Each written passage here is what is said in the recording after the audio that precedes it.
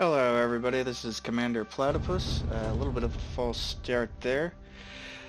I am starting a new Nightmare Ironman run of Heroes of Steel. If anyone is watching, let me know how the audio is. I'm on a new machine. And I haven't gotten everything dialed in yet.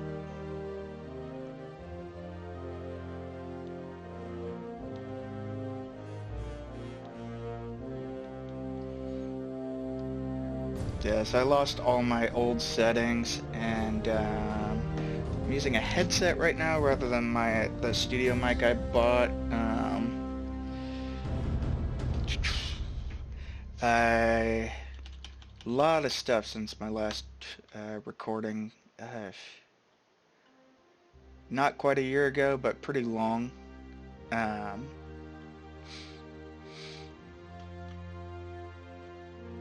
see. I was originally going to do something different, but I'm going with, okay,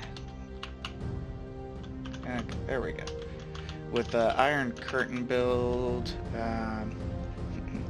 just because I am streaming and recording, and I feel safer with it rather than doing an experimental build.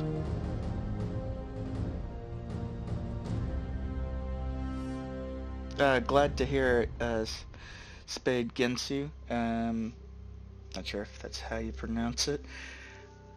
Also playing around with a couple new broadcasting tools, software-wise. Alright, so this is the team setup.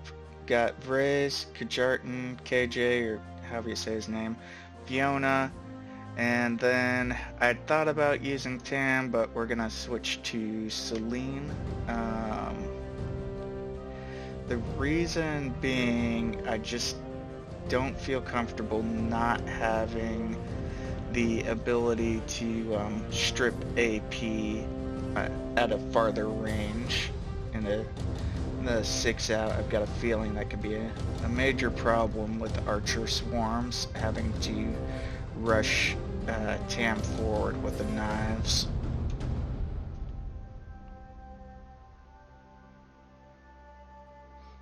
Oh, nice. Okay.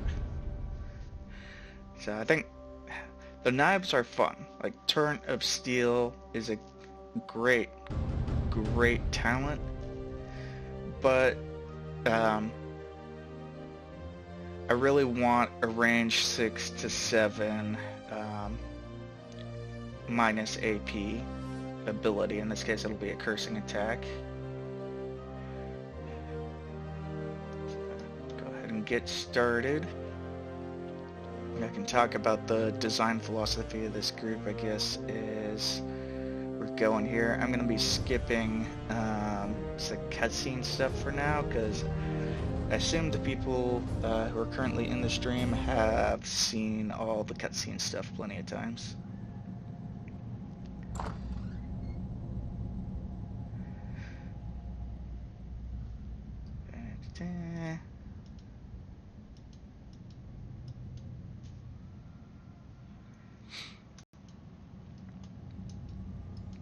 So, one of the big things with this build is it will get you the beefiest armor stats possible.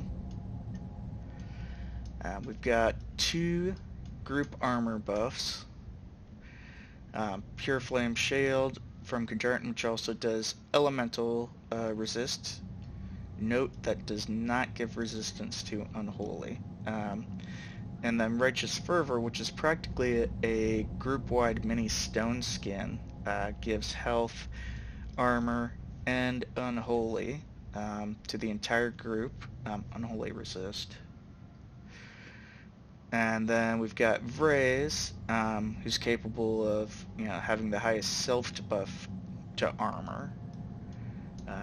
2 people who can wear heavy armor. Our only really squishy person is KJ.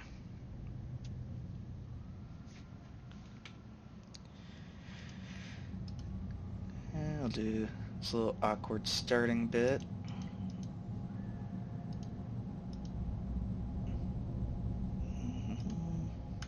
Have everyone look around their jail cells and be mad about it.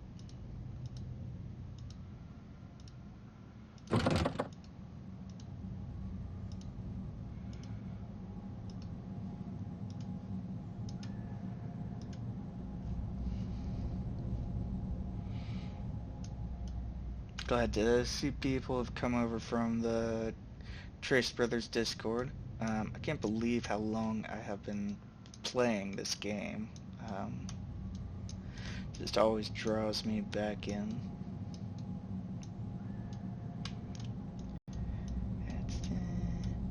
Okay. So the holy badass Fiona's gonna bless us. Don't know what the Magus is gonna do. Rogue's gonna spring the locks, and Beefcake here is gonna beat everybody down.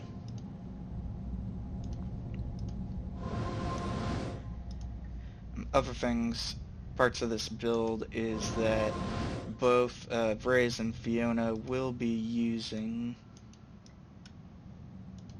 let's skip this tutorial stuff, will be using, okay, tutorial stuff over, shields and one-handed weapons. That is going to slow down our damage a bit, but is going to add a lot of defense. And if you're playing Nightmare Iron Man, your biggest concern is not dying.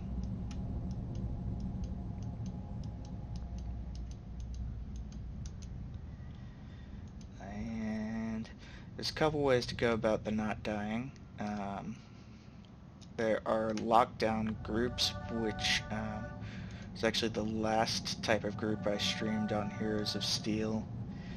Was a lockdown group. That's a group with a ton of minus AP curses, specifically, not cursing attacks, because they last longer and they're guaranteed to hit, as well as damage mitigation, just anything you could think of for classic crowd control. Group focused on that, and then slowly cleaning everybody up after they're knocked down to one action per turn, with very little, having their damage nerfed as well. This one, kind of the exact opposite. We're running very light on crowd control abilities, which can be stressful, but very heavy, or we will be running very heavy on tank abilities, which provides a greater safety net, in my opinion. So if we don't dodge it, we're going to have a lot more soak than, say, an all-dexterity dodge team.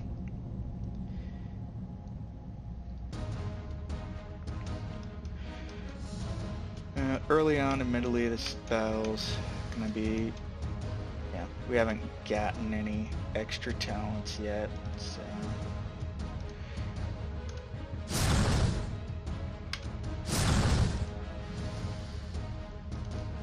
Just gonna literally poke our way through. Oh, nice.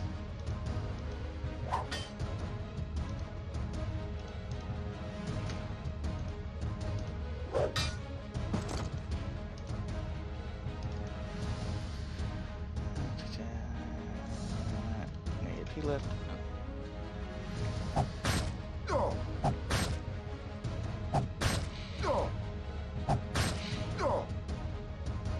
So as you can see, we're not really blocking much yet. And we don't have much in the way of added armor yet either, but we'll get there.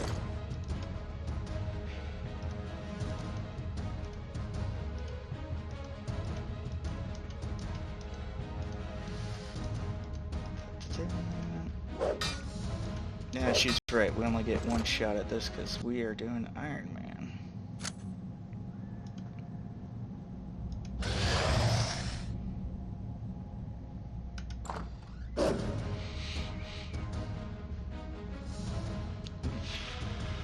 biffed a stealth roll, but I got lucky. It did not have enough AP to hit me.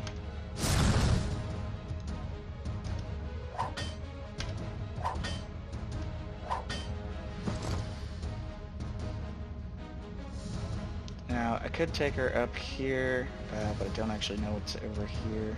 And this can spawn more than 2 guys. Yep, 3rd guy, so send the tank in first.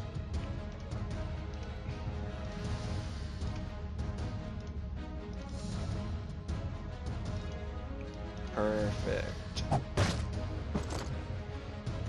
Always want to, or I'm big on trying to use all the AP up down to 0 in an intelligent way. Alright, we got our first level up, but we can't actually play with it yet. We have to get to a safe, I'll put that in quotation marks, spot. This curse right here, Choking Ash, it's now currently, I would say, the best curse in the game because I find it the hardest to work around not having when I create groups. It's just that useful. Makes things easier to hit and reduces their armor, so you hit them harder. All-in-one curse, can't be dodged. Line of sight doesn't matter.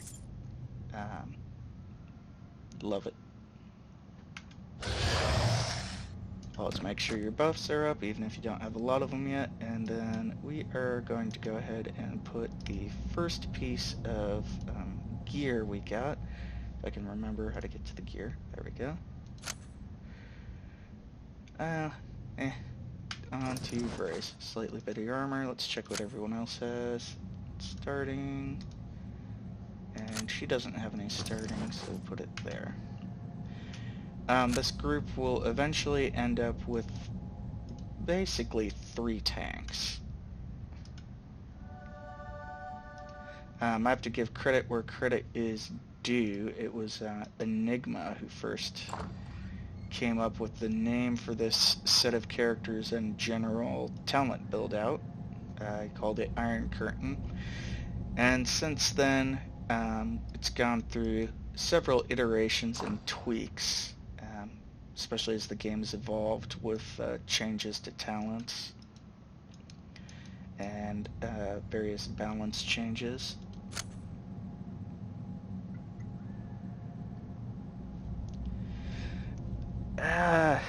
Yes, Spit Against You, I don't know if I love that they're always the same, but hey. I don't know. I guess certainty in uncertain times. It's the beginning of the game. And this, to me, has always been more of a tactics game, not a loot pinata game, so... And the drops, what you get from the chests, I mean, have changed so much from the early game. I remember you used to not be able to get magically boosted gear until practically the end of Act 1. That was your first time seeing, like, any +1 weapons, for lack of a better term. Alright, so we are starting with absolutely no AP reducing talents. So instead, we got to pick our placement here. I could have done this a bit better and retreated, but we're not going to do that right now. I just want to power through this first fight, and I know I can pull it off, so...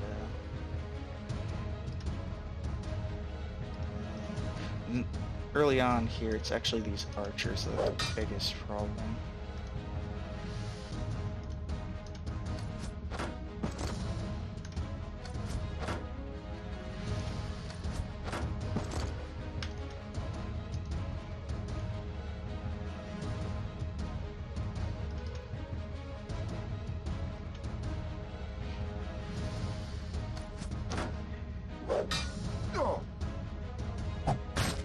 So with the last group I was streaming, a combination I like to call Holy Rollers, it starts instead with Vincent and Kira having minus AP curses right off the bat, so you're just already getting to take down the amount of attacks the enemy has on you. But we don't get that luxury with this group. It's kind of a slow start that leads to a very strong, kind of slow but unstoppable team. I say slow because your damage does tend to be, or at least originally, was pretty low on this group.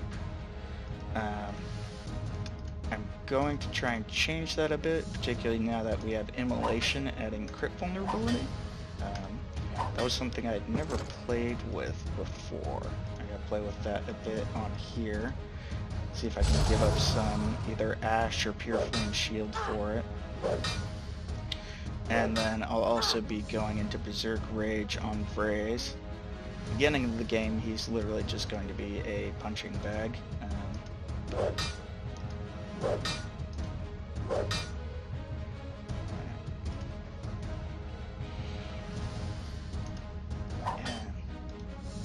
Which can make the first episode kind of annoying.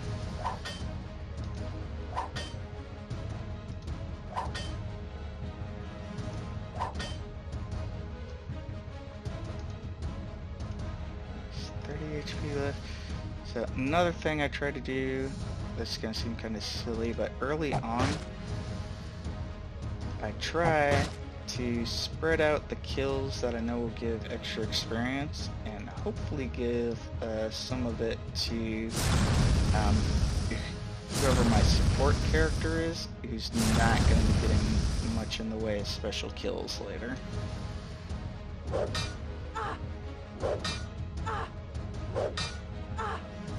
Wow, super dick.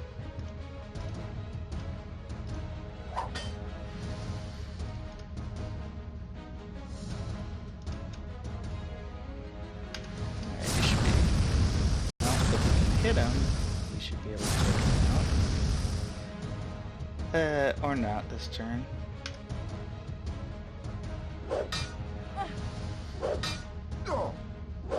I'm only doing this out of stubbornness and tradition. There we go. On non-scripted fights where you're 100% sure, it's best to just kill everything as fast as possible. Let's see what we get out of this chest. And for anyone who remembers when the game first came out,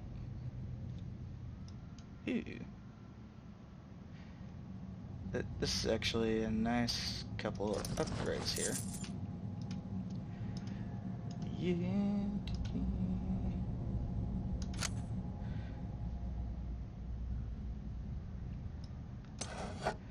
Slight, but I will take it, and then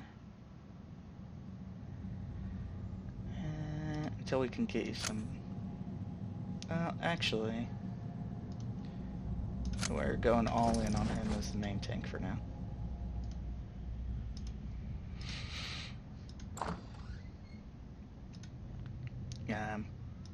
You used to not be able to level at all until after you'd left this first tutorial, I guess you could call it, dungeon. But we can sleep at those beds, and it acts as a safe camp spot, even though we're behind enemy lines, and I will be abusing that.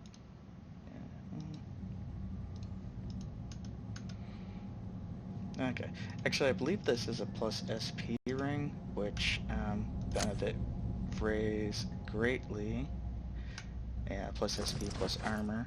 We'll go ahead and give the health and damage to Fyona, because Vraes has shit for SP. Alright.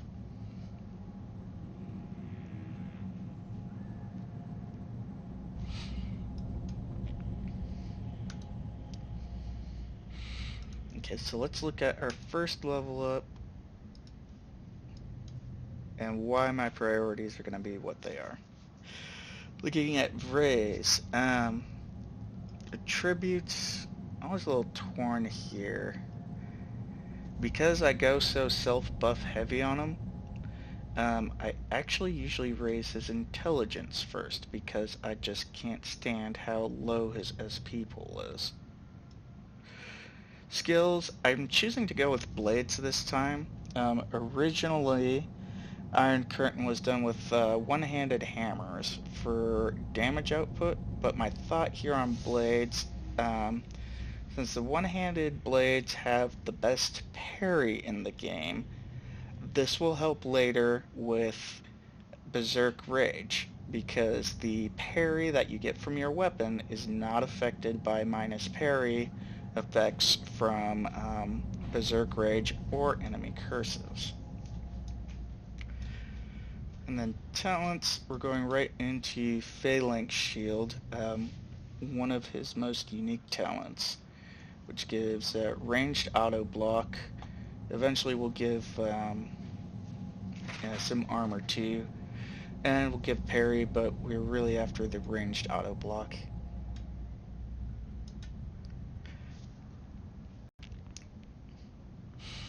Moving on to Kjartan, I just pumped his constitution at the beginning. I'm using him for support curses that don't take a lot of SP, and he is the squishiest character in the game.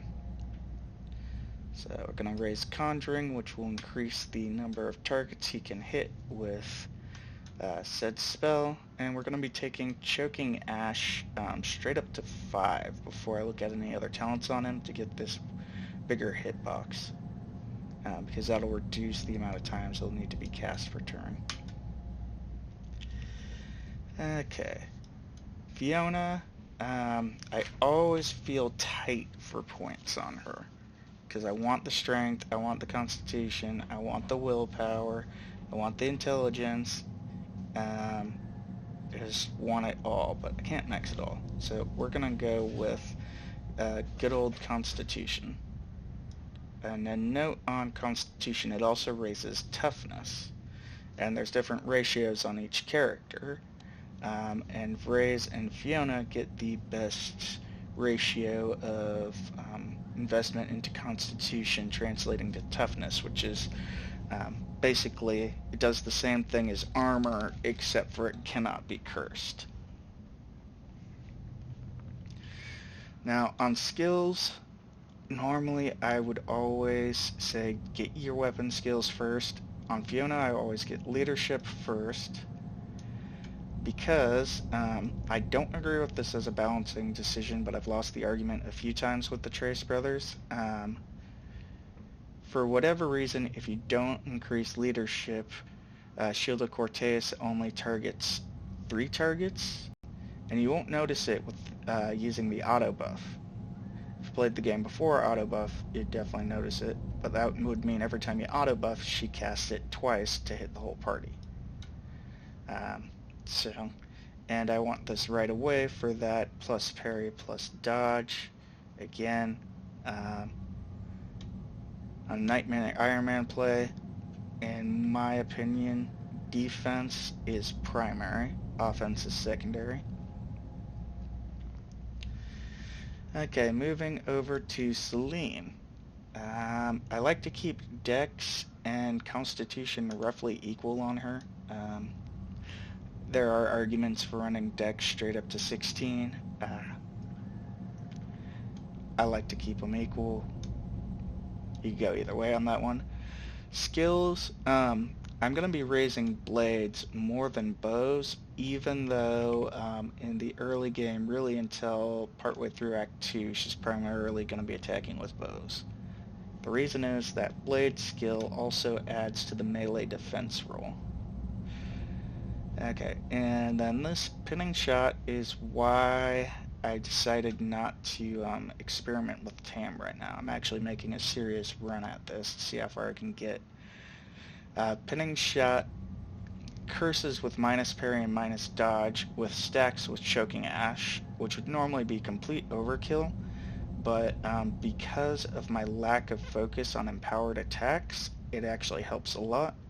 And then we're going to be taking this straight down to 4 to get that -1 action point. We'll dip out for a different skill, and then we'll dip back into 5 to get an extra block here. The extra skill will be to grab Dance of Shadows for the +1 MP. Alright. And we're going to be following, I'd say, kind of a basic pattern initially. Very focused on getting Phalanx Shield up for Vraes. We're also going to take 1 point in Natural Mastery early on, because it's one of the best return on investment 1 point talent grabs. And Burst of Speed, because plus MP is amazing, or plus movement points. Fyona is going to be focusing on either Shield of Corteus or Consecrated Defense, which we'll get to later. Choking Ash, Pinning Shot. Like to aim for break points on talents, where you get a bonus for investing into it further. On the Pinning Shot, I don't rush straight to 5 anymore for the better targeting, just because I find grabbing that first set of movement to be more valuable than targeting. Or, it's not so much targeting, I would say, but the AoE pattern. I know what you're talking about. And I have almost the entire first act memorized. I've been playing this game since it came out. So I actually like to do what I would call pre-scouting. I feel like Sly Look and Far Look are seriously overlooked talents on their usefulness.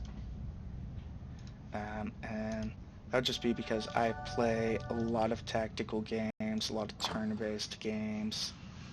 So even before I got into Heroes of War, very familiar with Heroes of Steel. Very familiar with the concept of Fog of War, and Fog of War being your enemy and sucking.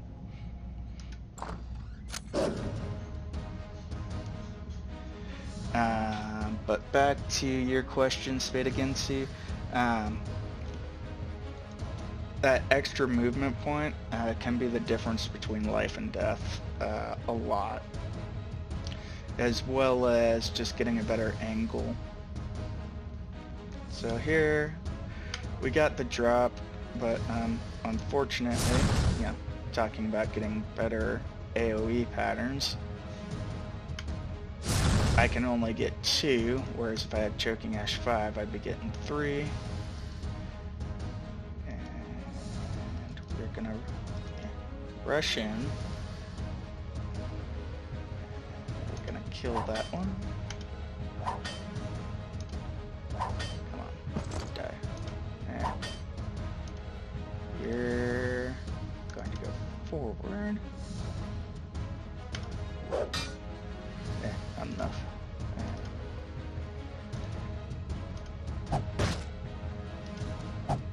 It's too bad we didn't get the heavy guard spawn. I would have liked it for the extra experience. I keep telling the Trace Brothers that I want like a Nightmare Plus mode. Make it so that every encounter is guaranteed to have the max spawn roll, plus all the usual rules of Nightmare. Just no mercy. Make it as hard as freaking possible.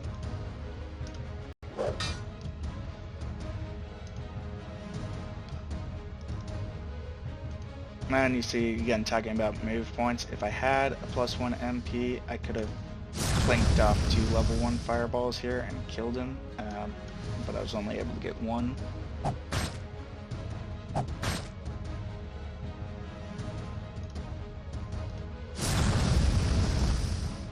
Especially later bosses, positioning is critical, especially the bosses that have AoE talents, which can be obnoxious. I think that's a slight upgrade. A crappy upgrade, but slight. Yeah. Really wish I had better accuracy on the bow. Okay. Buffs are up. Going through here. And then, if you don't know, going in here triggers another fight. I like to do all the fights, all the optional side quests, and yes, I do sit there and unpick and disarm every single trap just so that I can get all the XP. Now, this is an area where Vraes and I have long disagreed. He wants to charge forward. That's fucking great. That's not going to happen right now. After he has Phalanx Shield 10, we might let him go out of the box like an absolute beast, like he wants to. But at this level on Nightmare, that is suicide. So instead, we're going to troll the AI.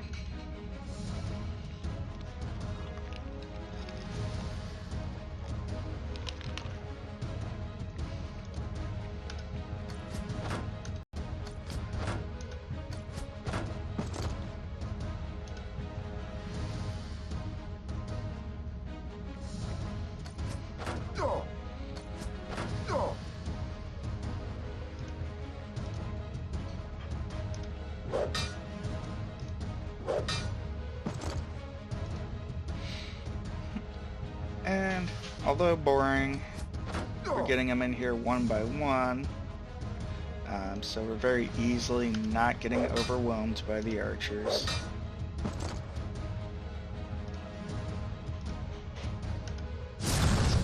A lot of Nightmare outside a group build comes down to tactics.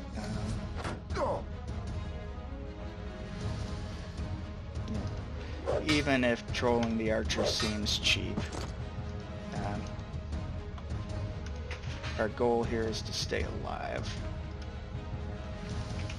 It does lead to slower gameplay. Yeah, you're not going to be blitzing through fights.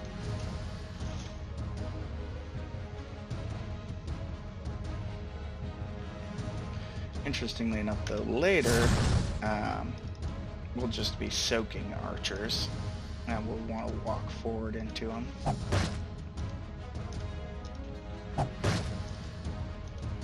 Really? Alright.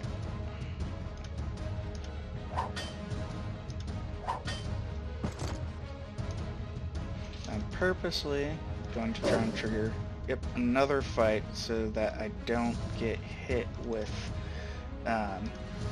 the I would call it buff attrition cost on Nightmare, where after battle a certain amount of remaining turns on your buffs is taken off, and on Nightmare you basically have to rebuff every single fight.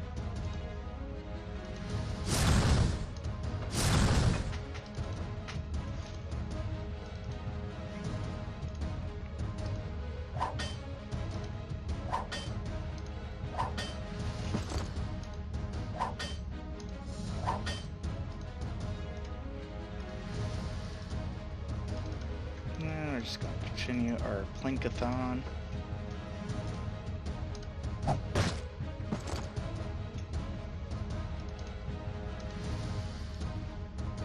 Now I'm switching over to Savage Sweep here. Even at level 1 it gives you +3 strong accuracy dice to hit, and I didn't get to hit this guy with Choking Ash, so... Easiest way to lose damage is to not hit your target. I also like to just explore every little bit. See if the Trace Brothers have snuck in any changes, particularly with secret doors.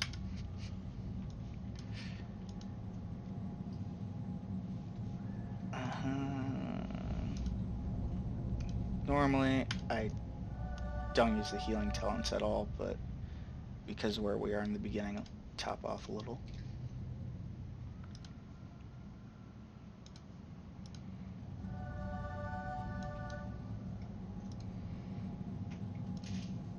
Okay. there's going to be a spawn over here.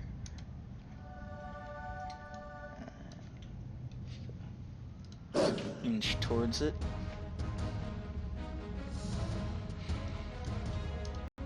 Okay.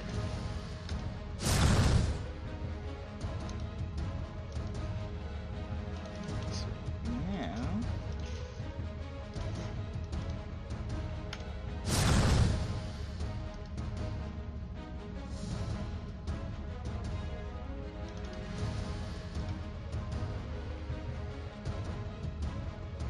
yeah, there's only one that I know of.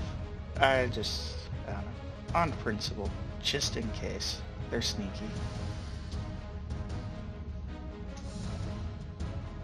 Who doesn't have it? It's a little bit of a waste, but...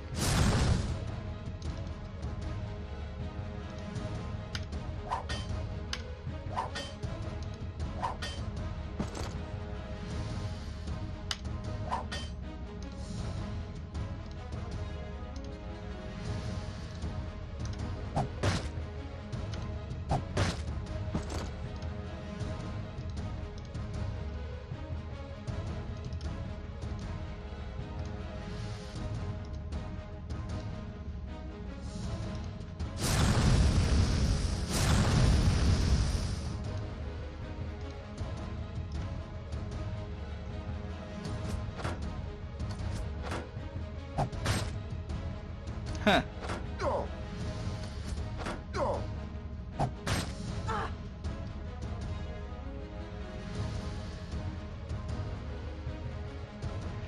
Yeah, and I found it sooner than that, but I pretty much always, I have group alt-itis.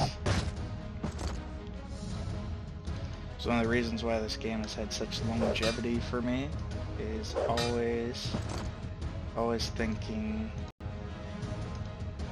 about new groups, and then they're planning on still adding one more character to the game. It's one of the stretch goals from the Kickstarter for no, it wasn't from the Flashpoint Kickstarter, it was a Patreon goal. So here we are, was it now? More than 6 years. We haven't hit 7, but game 6 years plus old, and they're still supporting it with something as big as a new character.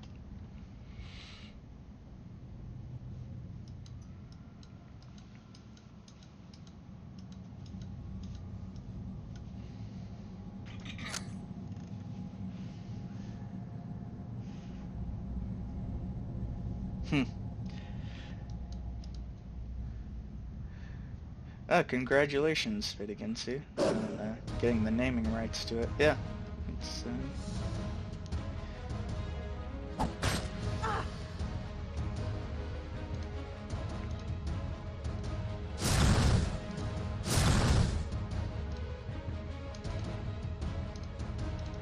So here's actually a thing. These orange spiders have, as you can see, the 2 misses there, higher defense stats than the black ones, which look green to me, but yeah, their official name is Black Spider, or Black Kate, something. We'll see him in a bit, but the other spiders that can spawn here.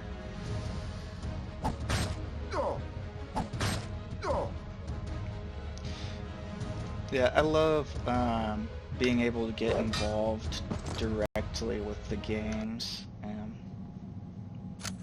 Just the way they do things, from alpha buy-ins. Ooh, plus 20 HP.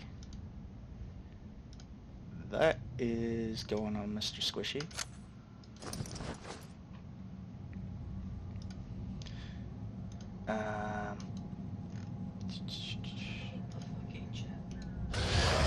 I am still, I think with everyone else who bought into it, eagerly awaiting the Cybernet's Flashpoint, especially since that's going to be their first foray into 3D. So that'll be interesting. I expect to see a lot more visual glitches, just as the nature of 3D. I actually enjoy doing bug testing just to see the crazy crap that happens.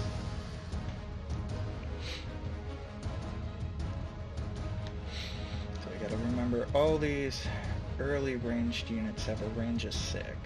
And then there's also line of sight if you're standing here. So if I can get back, I can make them come to me. Most of the time.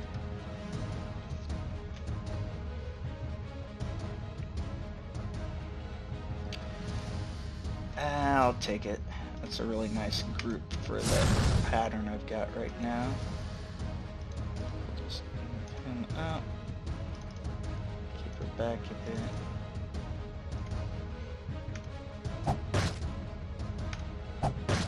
And funny enough, Heroes of Steel is the game I've done the most non-direct financial support, streaming, other things, and probably the one I've spent the most hours playing. It's the only one I didn't get in on a Kickstarter or alpha buy-in because I didn't have the money at the time. Did the alpha buy-in for Star Traders 4X. I still hope to see them do like a version 2 of that. There's some unique concepts, but it's got way too much micromanagement without I call quality of life tools for a 4X game. When you play the big maps on long games, it just becomes so annoying to manage. Too many individual units without the ability to make grouped units like, say, fleets or squads, whatever you want to call it. Alright, this one has more accuracy, and we got some better armor.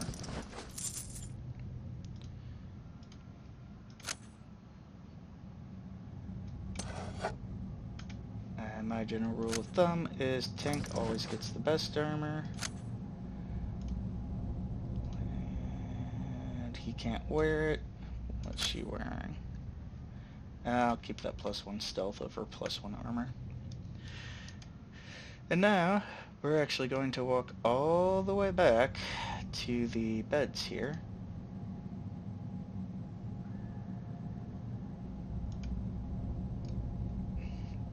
Rest up and get that level up. And this time, I'm going to grab Constitution on Vraes, push up his toughness, and we're going again with blades, accuracy and defense, so 2 dice for 1 point. KJ looks like he only gets an attribute. Constitution. And Fyona, because I want, my goal for her is more tank. She's going to start more as an off tank, but her Constitution's going to keep getting pumped too. We went con last time, so we'll go dexterity. And skills, we'll put 1 into bows since she is basically a split weapon user. And back to the grind of trying to kill everything. Yeah, so far pretty good luck with gear, which is a nice start. Of course, now that I've said I'm having good luck with gear, the gods of RNG will decide to take it away. Or maybe not. Who knows? Maybe they'll show mercy.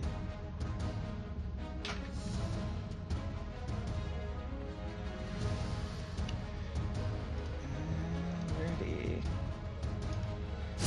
I lost the stealth roll.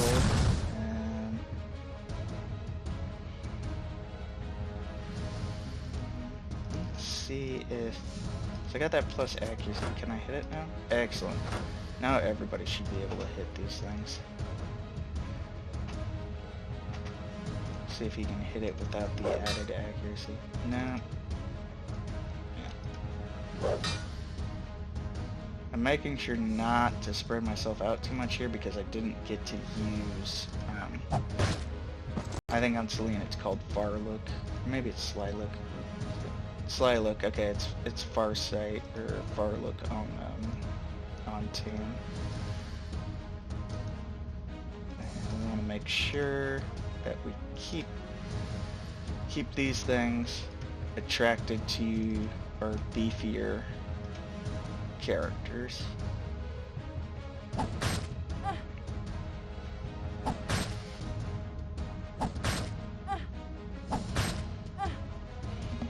That's done. Alright.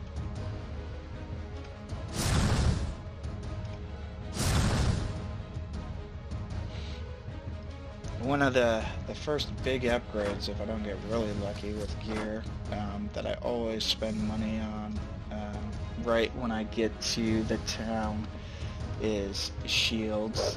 The starting shields are only like +1 parry, whereas you buy +3 from the shop right away, even before you get it upgraded.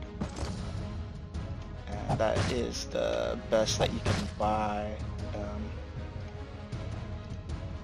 before the next act. So.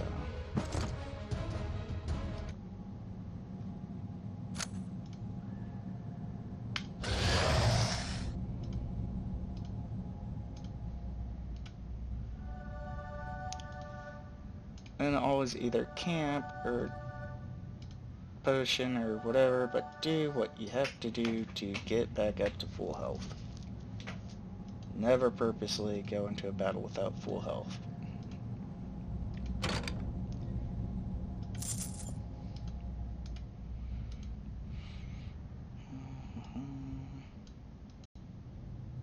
And I want to approach this fight from the other way. Totally meta because I know what's coming, but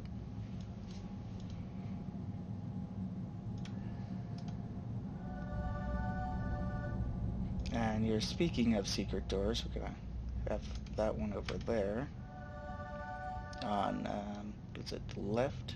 Here.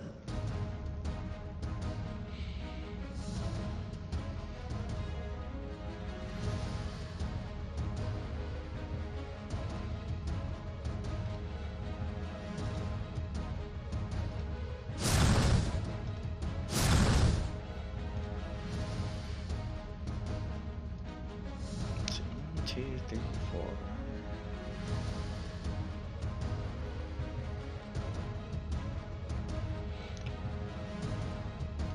That's the best option for her. Is here. Down.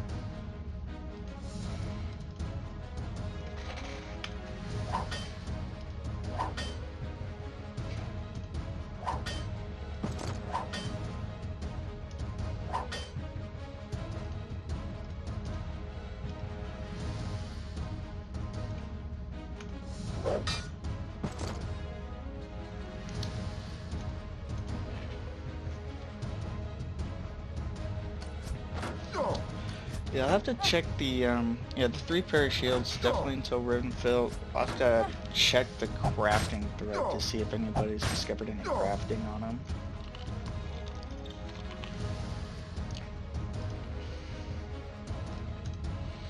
As there is some craftable armor that is really, really good. I think off of the, 22 armor leather jackets that you get after the upgrade to the blacksmith.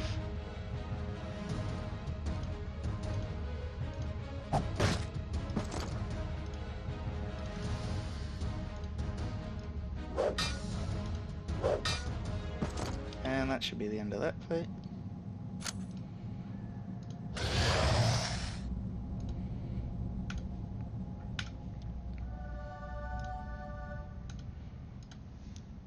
Secret tunnel, secret tunnel. Through the mountain, secret tunnels.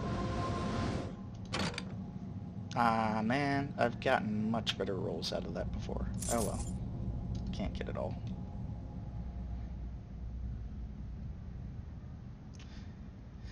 I don't know if anyone's actually test crafted the starting shield, but a lot of the starting... Oh, yeah. Oh, I see what you're saying. Yeah. Yeah, there's a lot in the forums. I don't know. What can what can we say? Hardcore fans be crazy.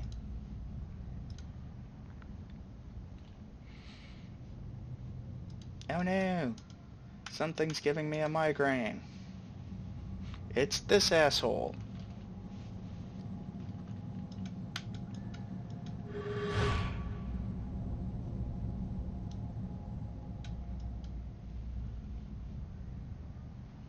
I gotta say, as much as I hate this guy, I like his purple robe.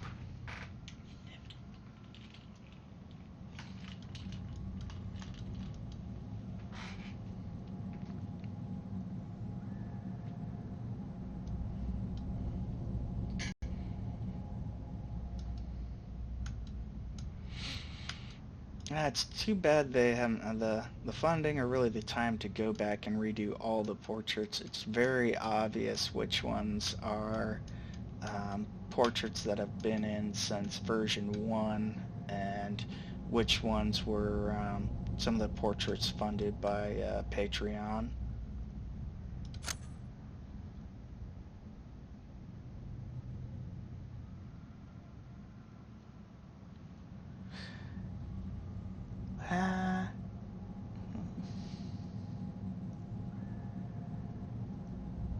Yeah, I'd rather have the 3 parry than the 2% auto block.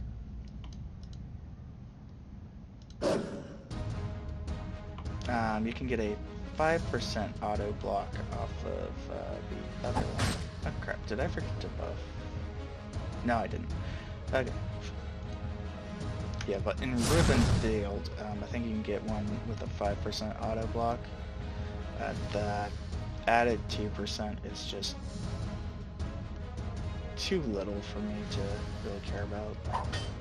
I'd rather get a full strong die.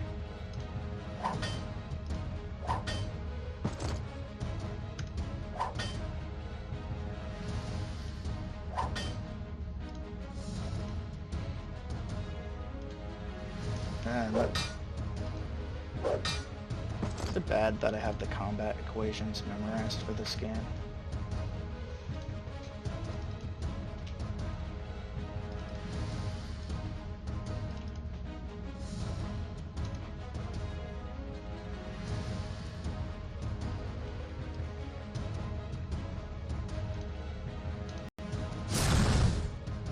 Yeah, I'd say if anything, my weak point in this game is I don't know all the crafting stuff off the top of my head. And given the cost in Bloodstones, yeah, I'll be going and looking that up on the forums.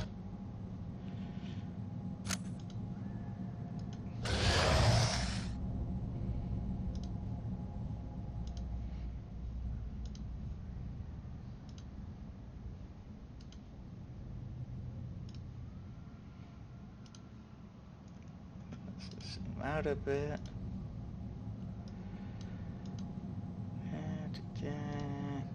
Explore everywhere. Should be one more fight over that way.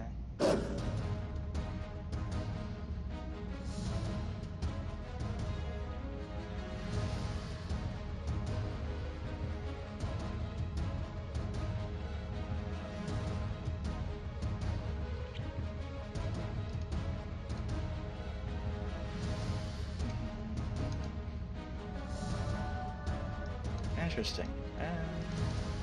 Where are these a-holes coming from? Yes. Oh. I pulled the next pack of spiders way far away. Here are the black spiders. See?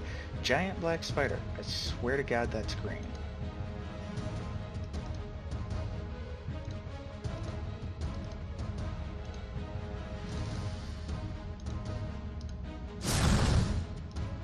These guys are much easier to hit, but they do a lot more damage. So you really want to kill these guys if at all possible on the same turn you're in range.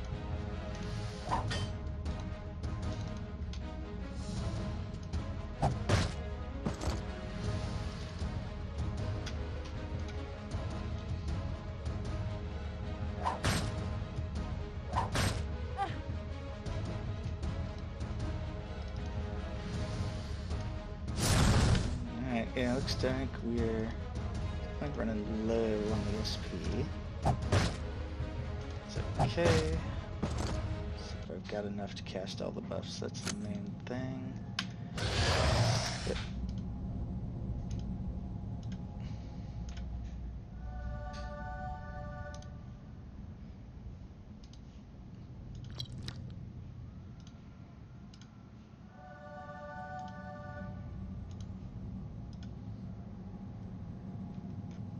Ah, you're playing your own file at the same time.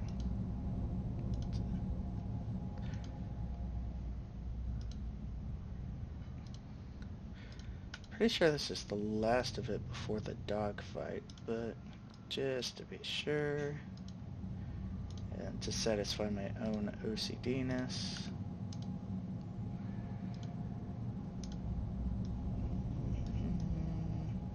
Okay. Down we go.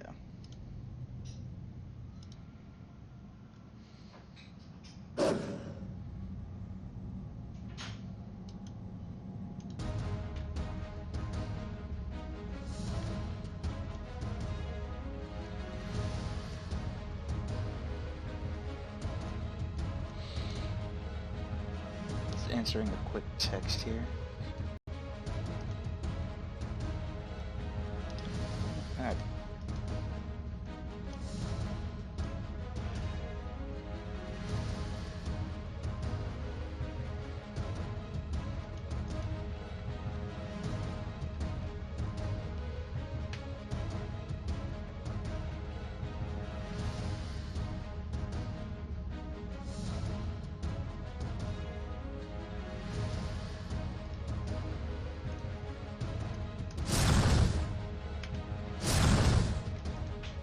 I always dislike killing dogs in video games. It's not their fault, their owners put them to this.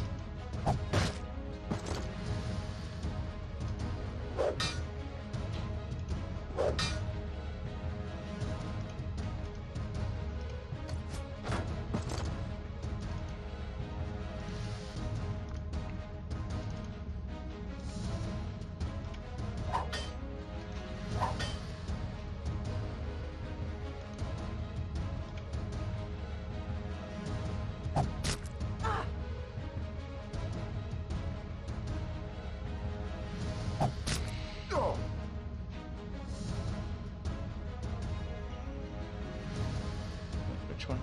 You're... Okay, you're the one. Alright.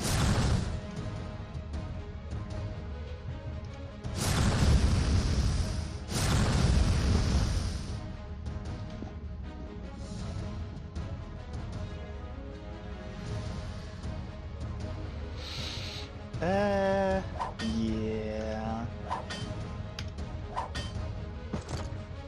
People wanting to do Ironman and okay with choosing scripted fights. This is one of two areas in Act 1 I fully support choosing the fight.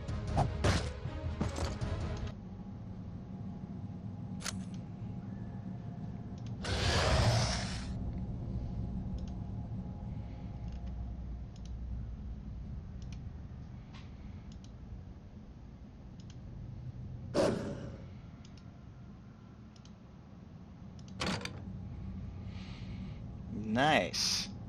Nice. Wish it had more than the one parry, but that is a big upgrade for Tim.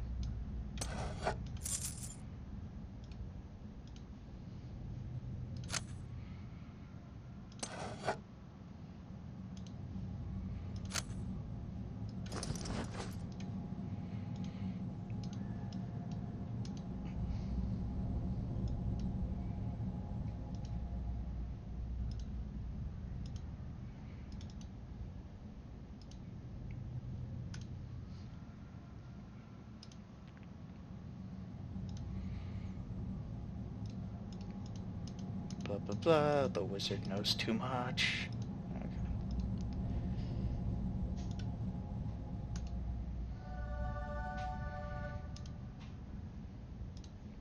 I really like getting the second level of the scouting talent. Always do that at some point.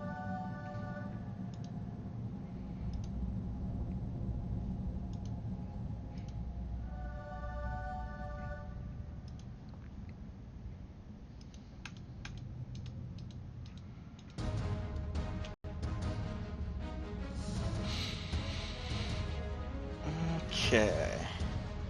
Got 3 archers. Let's calculate 1, 2, 3, 4, 5, 6. Alright, I want everybody behind this line. Works for me.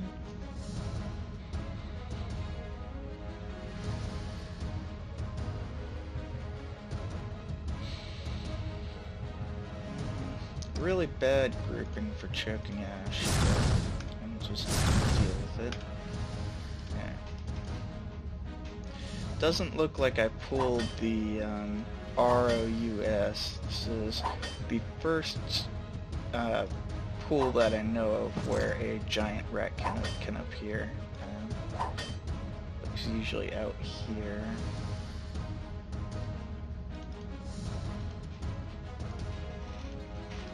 Kind of a bummer because they give more experience.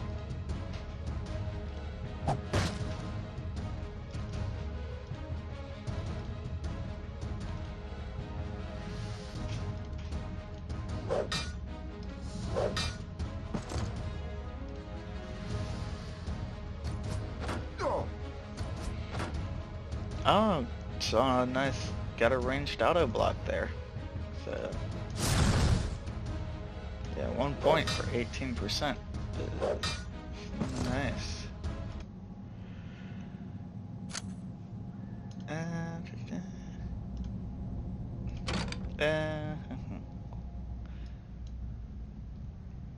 And I'm getting blessed by the loot gods. That is going straight on to you. See, does anyone else? Yeah, you have an empty armor slot.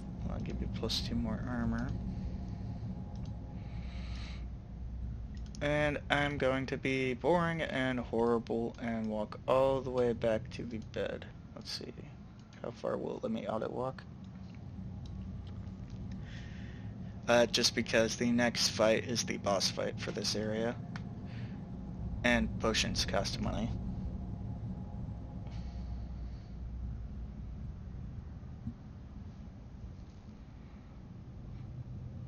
Really? You go Site 3 by level 10. I can't think of ever gotten that far that fast. I mean, especially on Selen, on Tam, I can see the argument for going to Site 4. Because Silent Stalker. Steel and Shadow, which is Selen's version, sucks. Just the AP is not there. And it's on their to-do list to fix, supposedly, but it's been on the to-do list for a long time. And obviously they aren't really making money with this game anymore. And I mean, rightfully so as a business. All their current development focus is going to be on Cyber Knight's Flashpoint.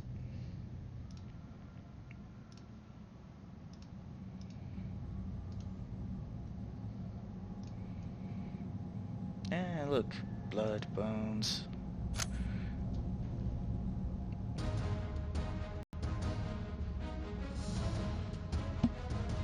Why do you hate me right now, Spade Ginzu? Why? Is it the loot? Or is it my commentary on Steel and Shadow? I mean, I guess if you really, really absolutely want to use Steel and Shadow, you should get Sly Look 4. and probably, what is it, Dance the Shadows 7?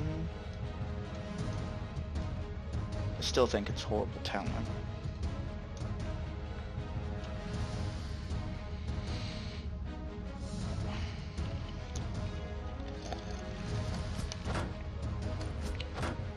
See that? 0. And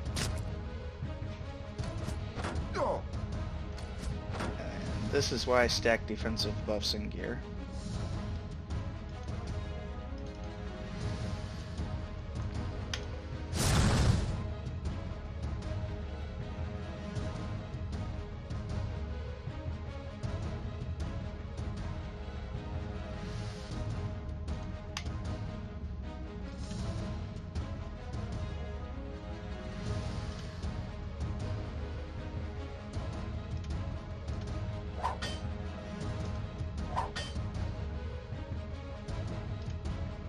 I actually love Silent Stalker on Tam.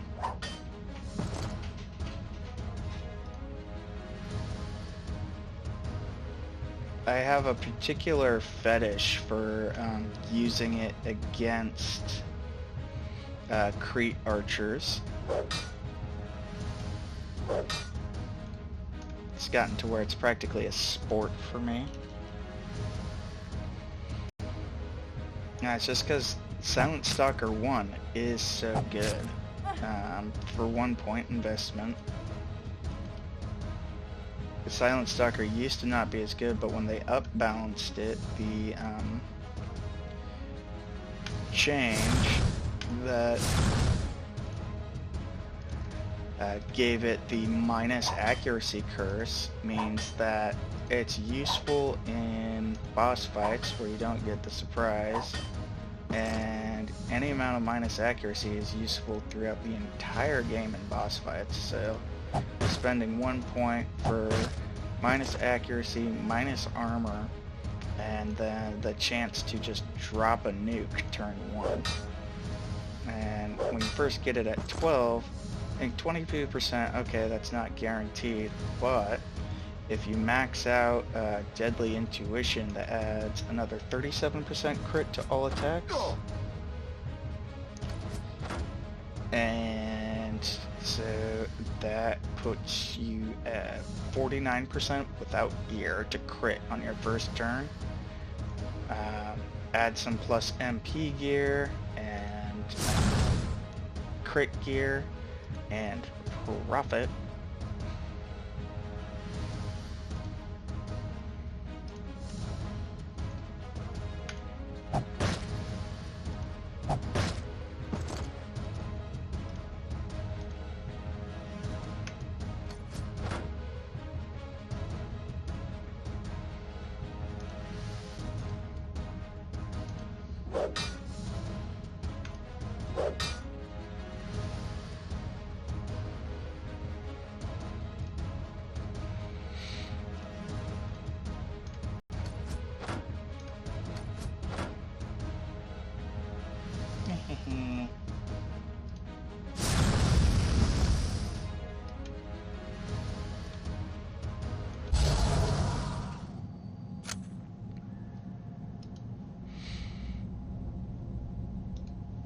Alright, let's burn this bridge.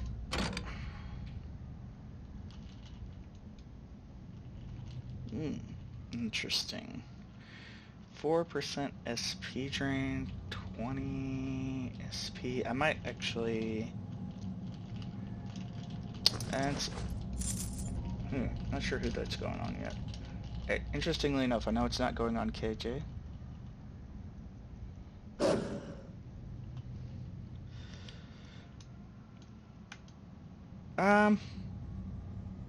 Yeah, and both current stealth slot characters, I don't count Kincaid as a stealth slot character, even though he can be. But Selen and Tamlin both benefit from some sort of hybridized build for the most part. Full melee Selen is fun, but it doesn't fit well into most groups.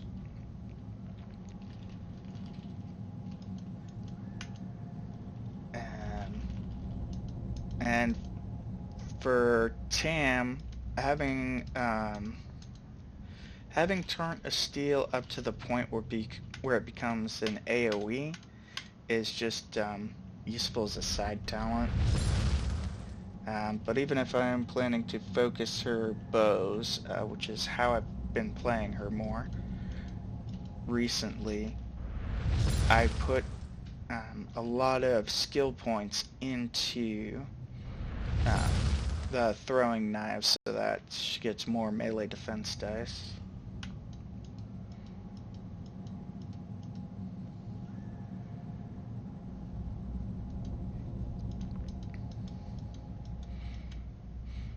The beginning of burning bridges.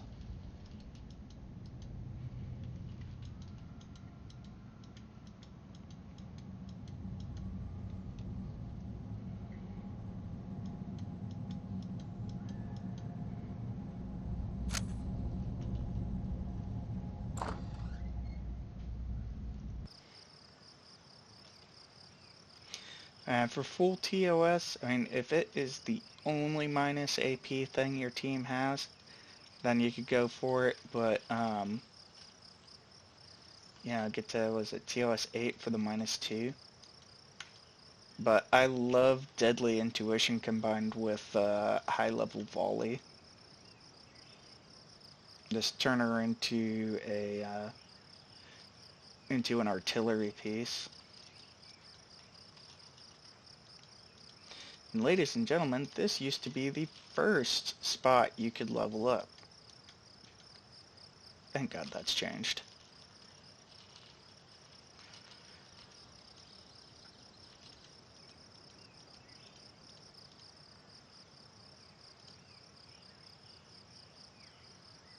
Alright, so let's see who's behind in the levels. So Vraes and Fyona are lagging a bit. However, they will come back and outstrip. Your traditional stealth character, the one who can lockpicks, always going to be higher on the XP. And I was purposely letting him take the kills that give bonus XP. Skills. Conjuring. Basically, I'm going to raise his Conjuring until it's 9. And then we'll go from there. I'm actually going to invest in polearms too at some point.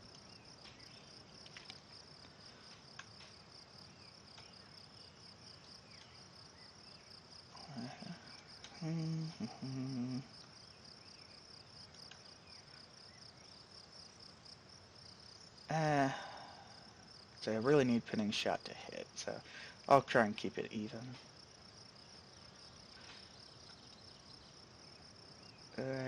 Pinning shot 2, still don't have a minus AP. It's really annoying how long it takes to get the minus AP from pinning shot. So pinning shot 4. So this means the beginning of your game with this build is really stressful in comparison to some others.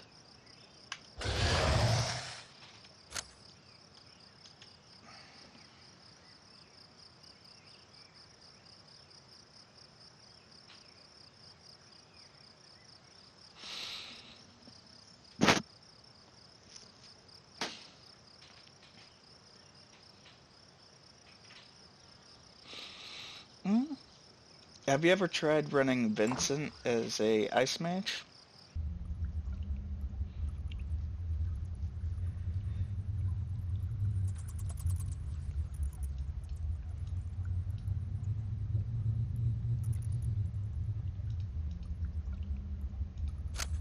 Okay, we got another camp here. Don't need to use it right now, but this is one you can level at.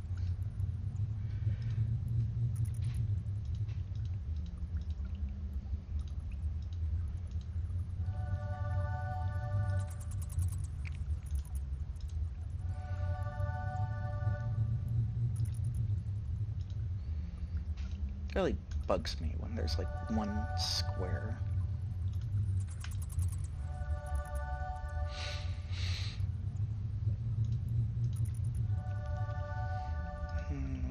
Alright, I know there's a fight here. Let's see what we get. Oh, this is gonna be close.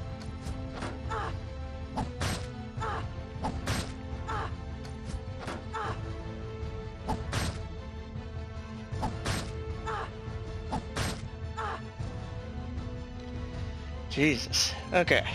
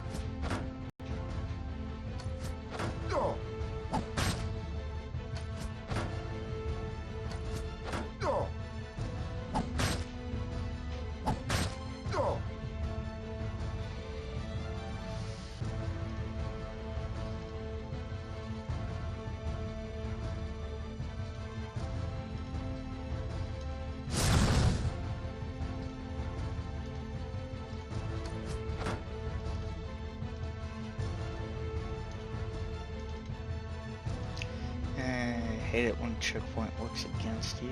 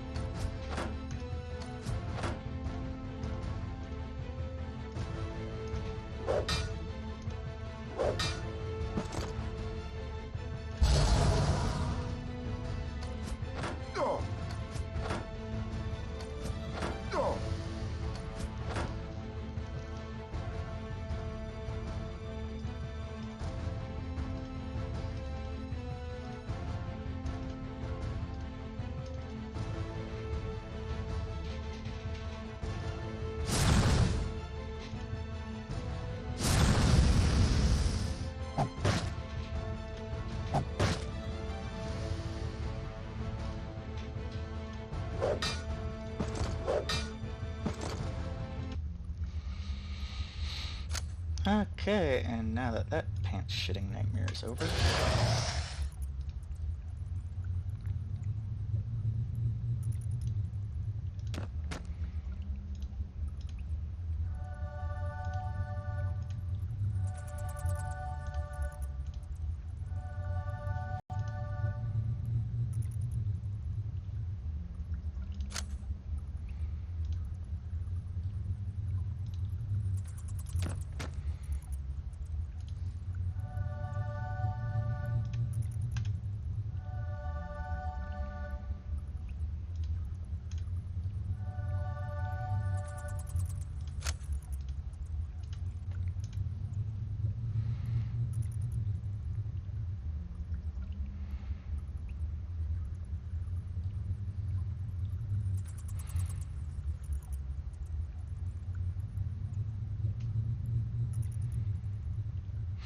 Nice.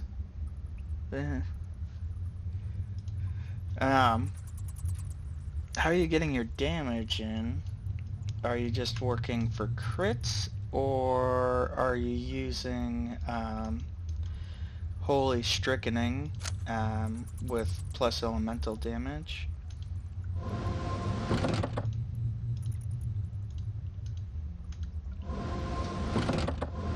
And did you decide to go volley or aimed shot?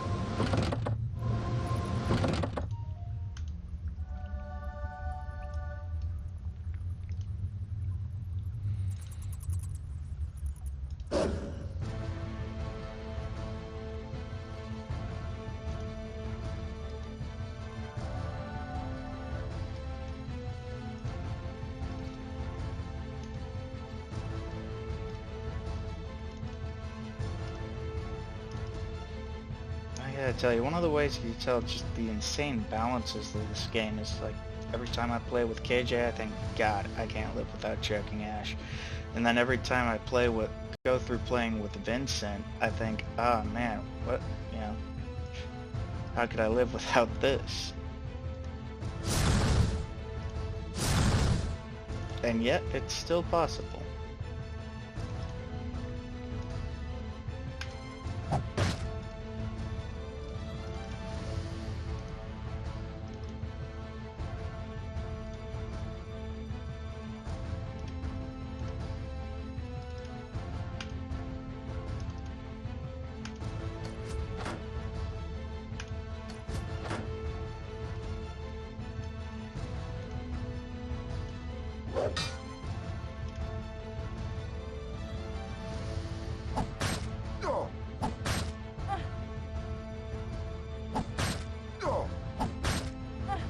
Okay, so I guess one of my questions is gonna be then, you got Vinny running Lightning Spear 5 and Flash Freeze 6.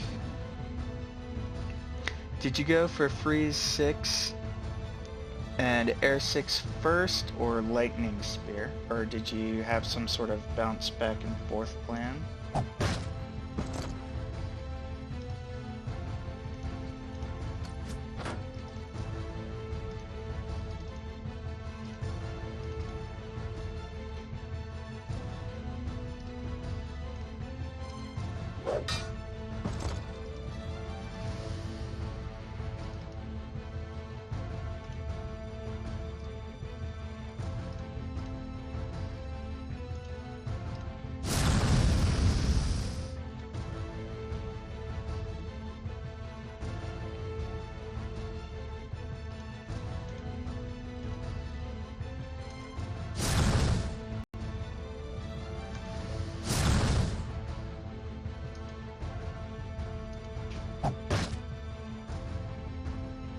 I've got to say, having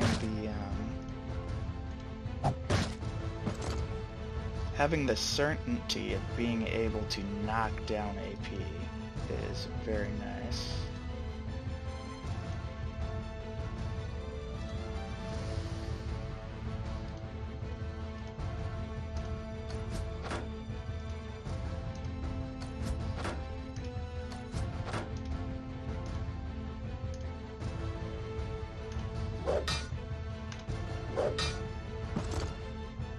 I feel a lot less gear dependent when I can just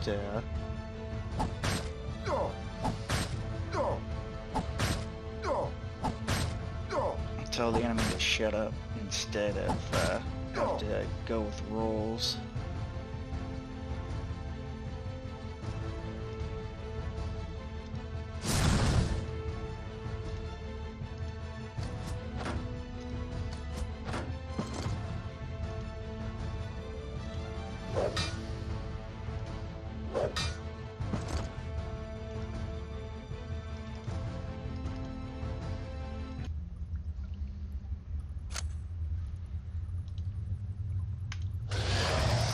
Okay, yeah, so you've, just interesting. I'm curious, outside of obviously using Fyona for her, for strickening, what else are you running on her with that group?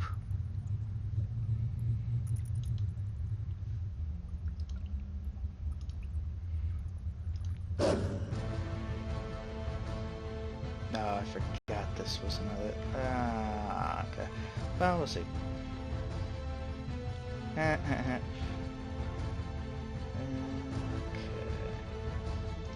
I did a classic idiot move. Okay.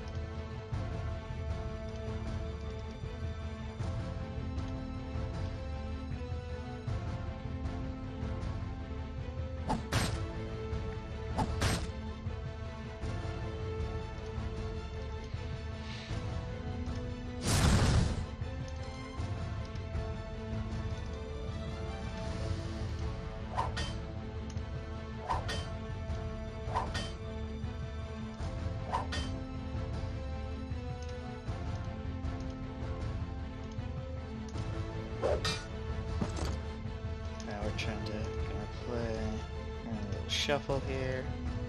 Who's on first?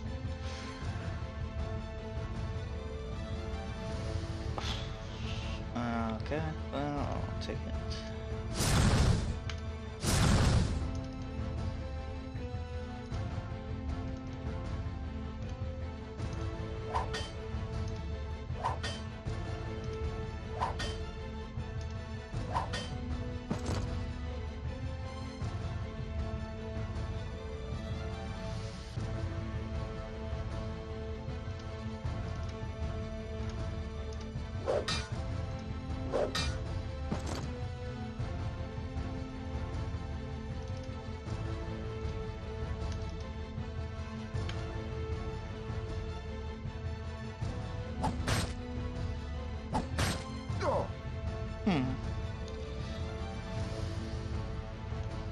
I definitely like consecrated defense.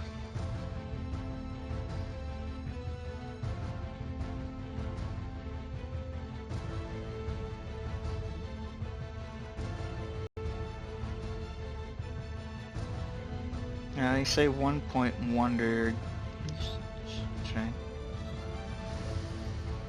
Do you have 7 in Shield of Cortez or 7 in Consecrated Defense and 8 in Reckoning?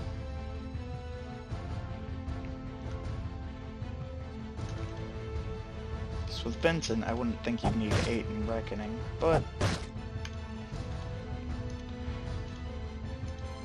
still a good talent.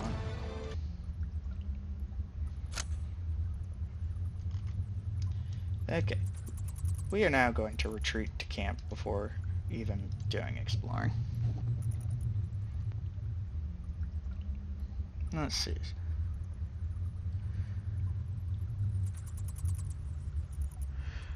Okay, so your Kincaid's very similar to what I do. Although I would have dropped Sure Parry down to 4, brought Live by the Blade up to 4. And probably left Darting Steel at 5. And looked into flanking Unity, but that's me.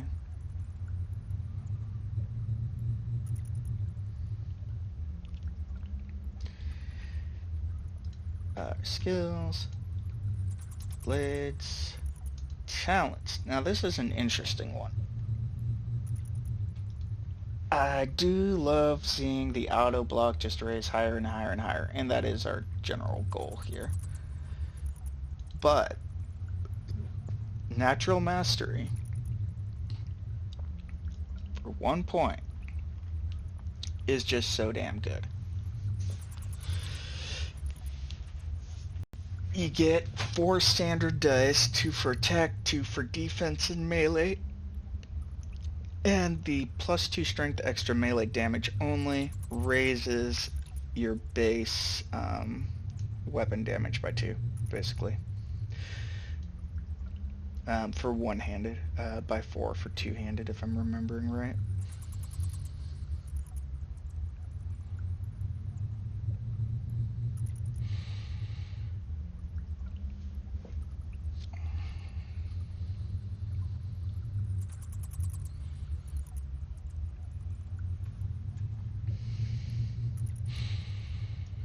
Skills. Now that we've got that first annoying skill point out of the way, it's hammer time.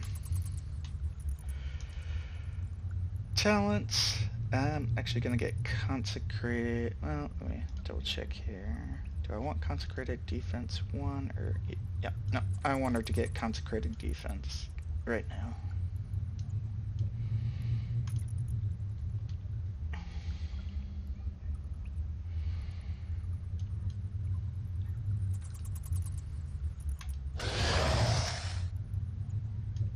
Alright, let's go back over this way.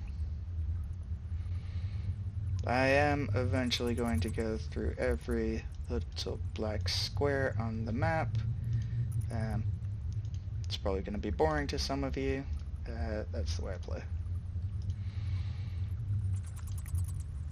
Like I said, I will sit here and disarm any trap.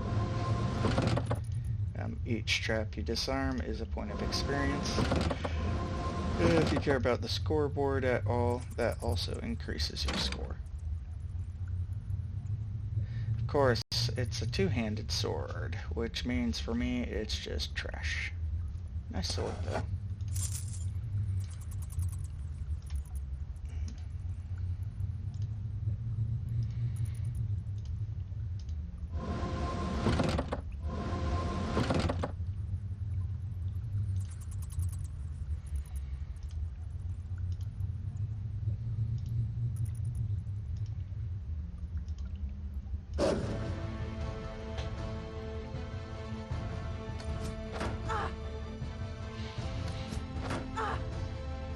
Natural mastery for me is gonna be left at 1 for quite some time, really for a number of reasons.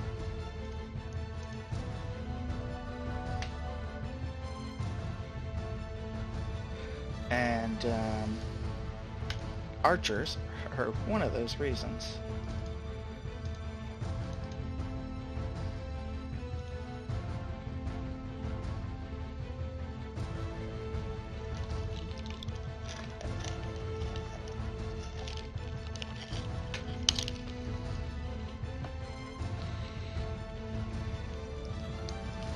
Oh, really? You're not... Oh, you bastard. Okay. Okay.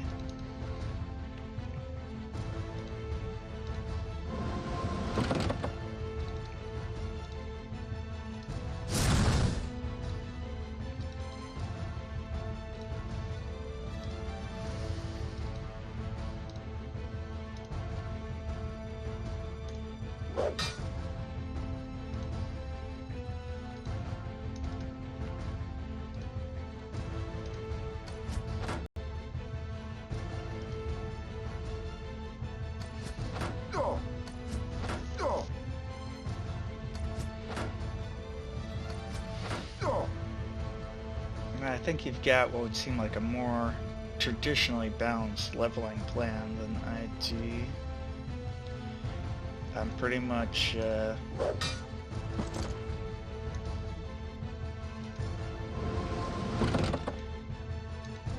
all defense and curse talents until much later. Might change that a bit because I'm thinking about trying to go into immolation with Kjartan after getting to Ash 5. I don't know if it's going to badly screw with my armor tanking expectations, or if it'll be wonderful to have that extra damage.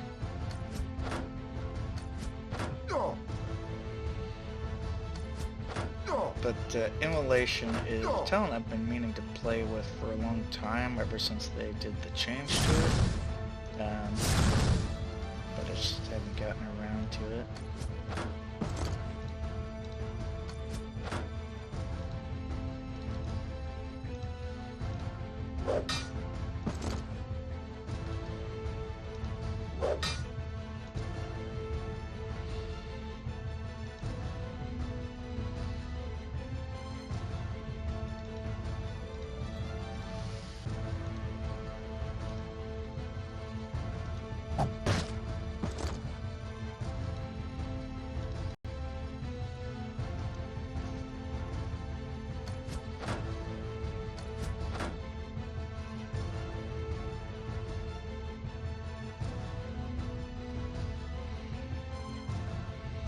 I think a big part of how fast you're going to push natural mastery depends on whether you're running him as a shield and a one-hander or a two-hander. If you're not using a shield and going for phalanx shield, you are going to be after those added melee defense that you're not getting from the shield from natural mastery. Also, if you don't have curses to really bring down enemy defense to make hitting things in melee easier, I think it's also when you're going to be pumping natural mastery up early on. For my part, you know, I have both choking ash and pinning shot, so I curse enemies' melee defense down to practically nothing. And for defense, my primary defense on him is, of course, Phalanx Shield. His secondary defense is going to be from group buffs. Namely, we will be pushing Shield of Corteus. I'm just trying to decide where I want to go first. And let's go over here. There's another camp over here.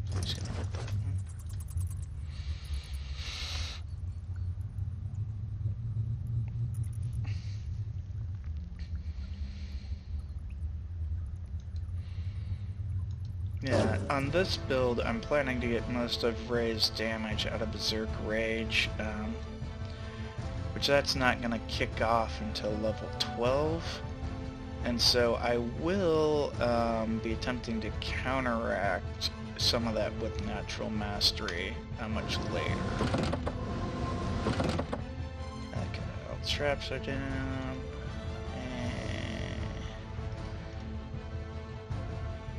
Myself out at the frickin' checkpoint. I don't want to be stuck behind it. Alright.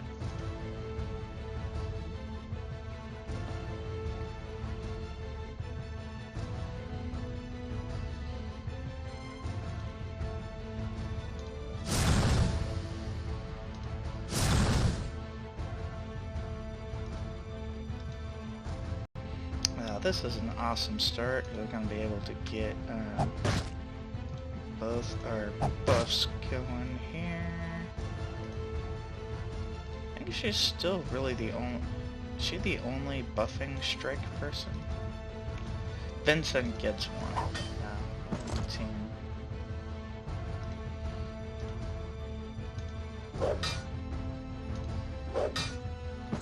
I'm hoping I'm right and this still blocks line of sight on archers, but we're about to find out.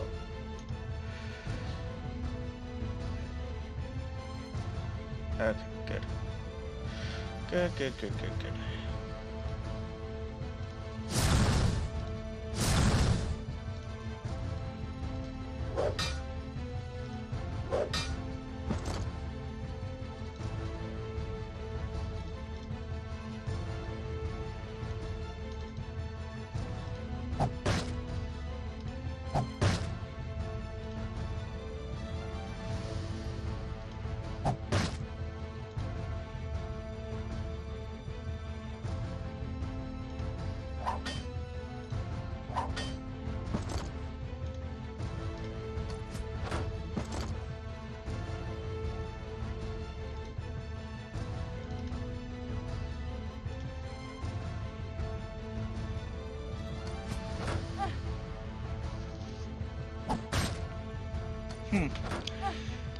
I'm surprised that you're not leveling up Shield of Corteus more.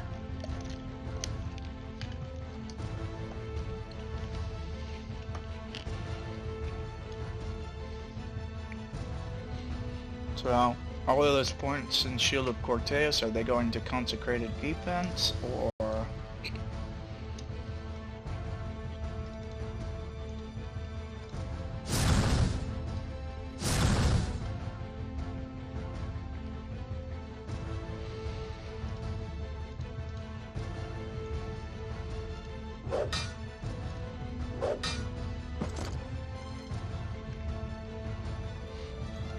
And don't get me wrong, I'm not trying to difficulty shame at all, but do you, is your build Ironman or non-Ironman?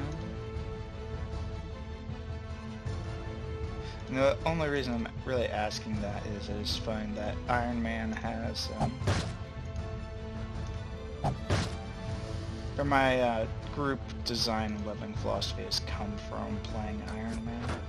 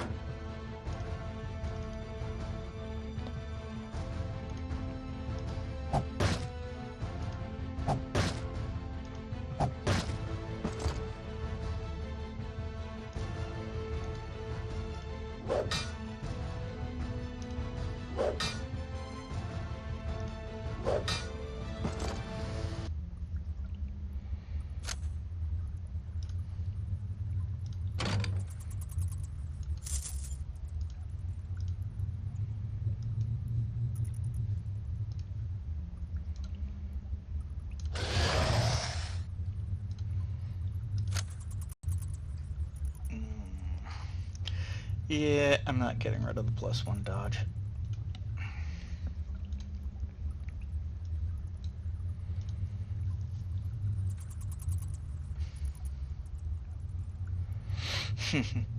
Okay, yeah, well you've got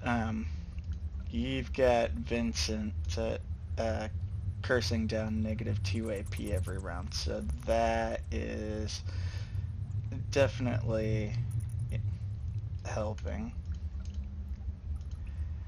I'm not going to have the ability to take -2 AP from a target until level 18. They've both got to be done with cursing attacks. So that's part of what makes, I would say, the playstyle so different, or the leveling focus. I need to be able to parry multiple attacks reliably.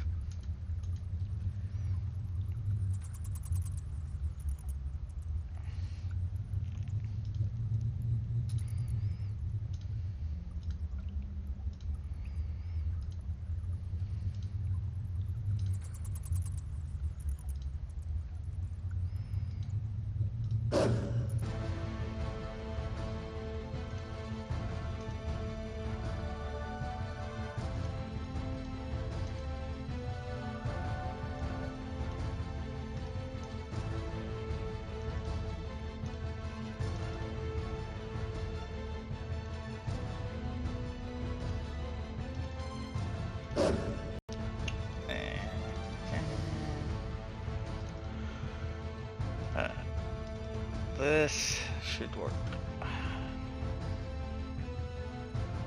Alright. I'm not going anywhere. It's my day off.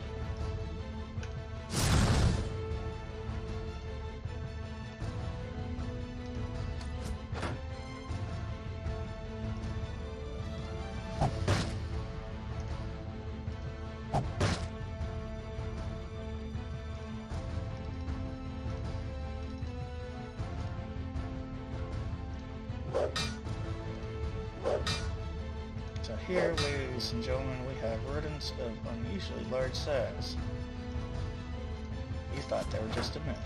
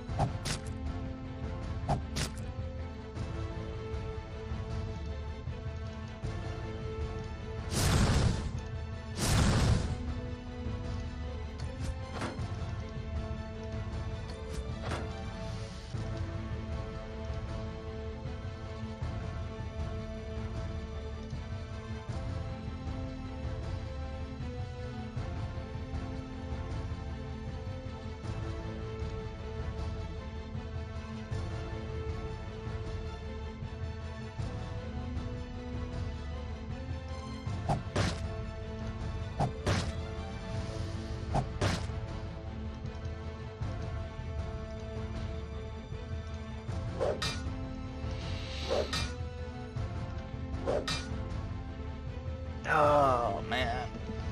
Playing on brutal 2 deaths so far, that's not bad. Bad stealth rolls and not rebuffing. Those are both painful ways to go down.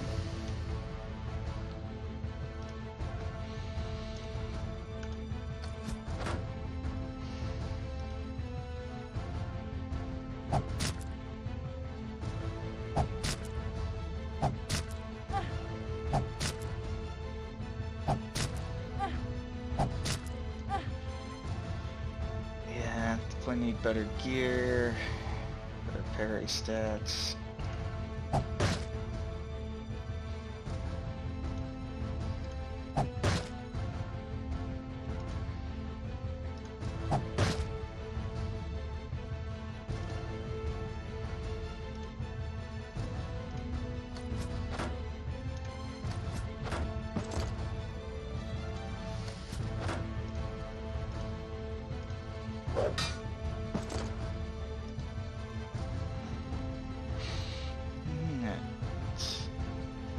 And outside of just for completion's sake, the reason why we are suffering through these, well, I mean, we're underground, we call this cave, but this area we were warned about, is there's going to be some, hopefully, good loot.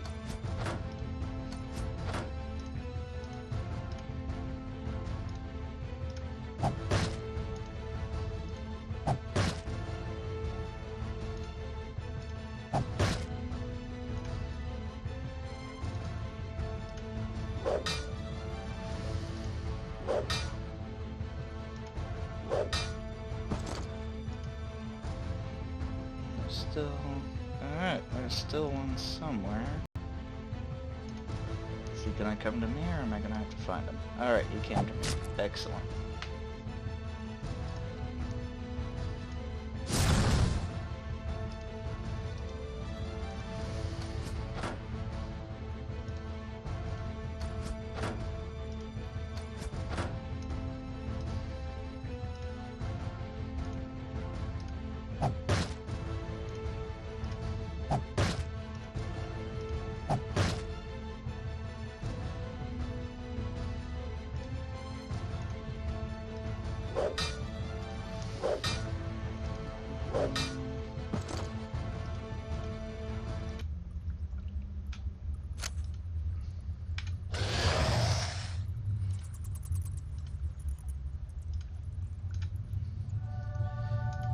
Always rebuff, and there's a couple different ways you can. This is not an efficient way to heal up, but I don't feel like using potions outside of combat until I really have to.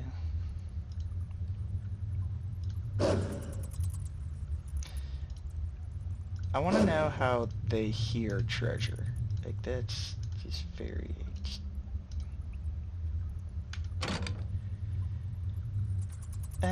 not bad. Not a weapon I'm using. Not bad.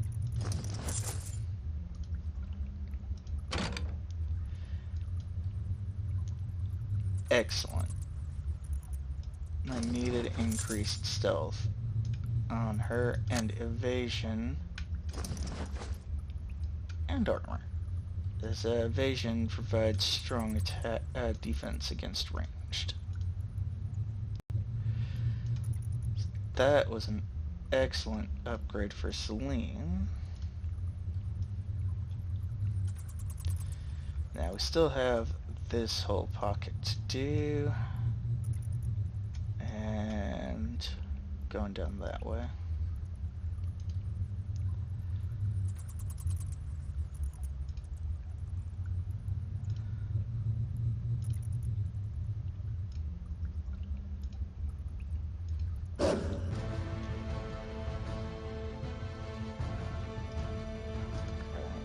Stealth.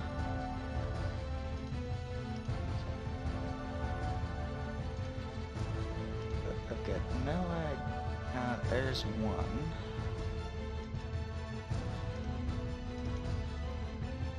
I may want stealth, but... There.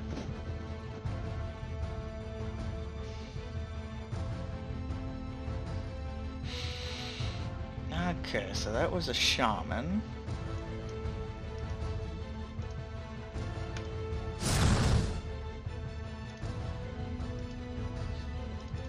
Again.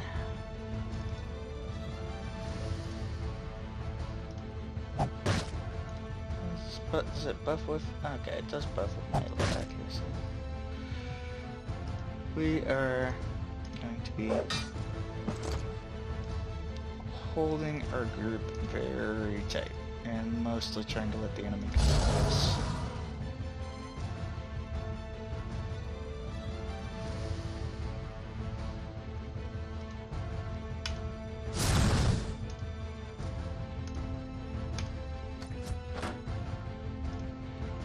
This really can become a kind of a game of chicken. You want the enemy to waste all of its action points moving up to you, so that you don't waste any action points moving up to it, to get the most amount of attacks in.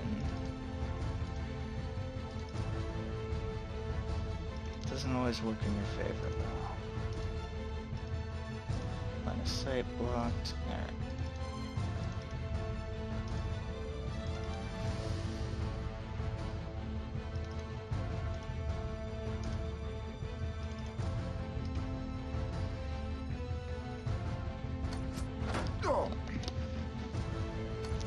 Okay, I saw something move up there, just a quick flash.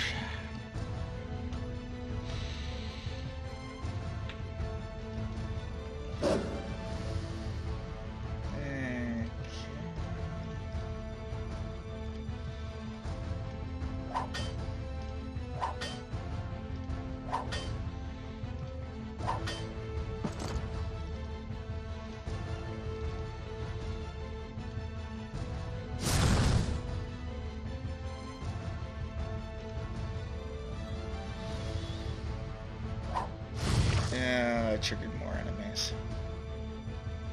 It's the only way the turn timer went up like that. Okay then.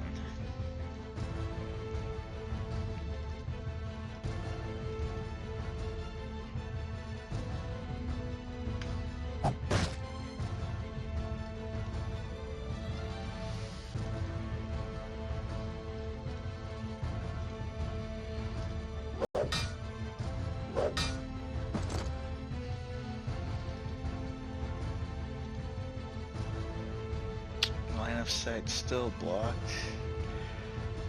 Okay. Can I hit you? Alright.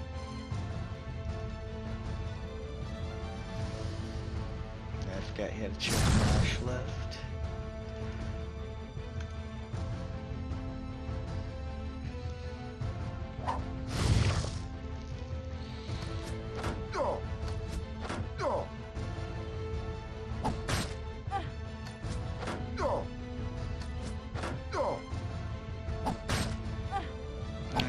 We're starting to get spread out too far. Okay.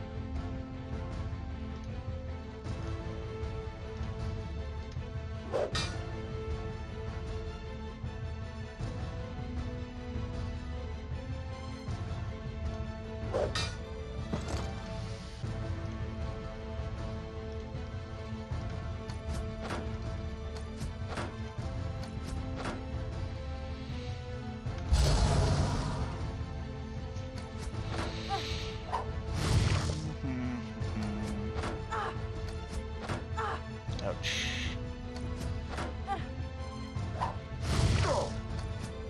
This 2 evasion is not saving her right now. Oh, it dodged one. Okay.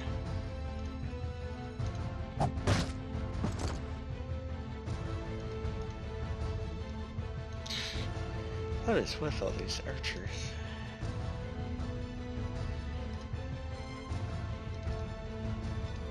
It's time for a tactical retreat.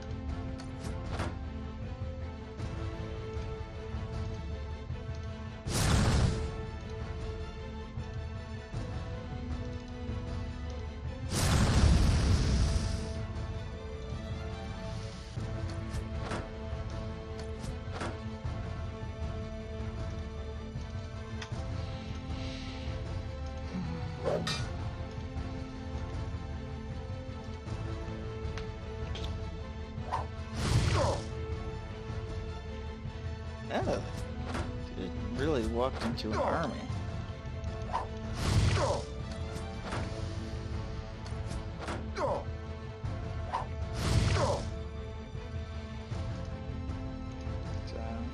early on, before you can invest in the correct skills to extend your buff time,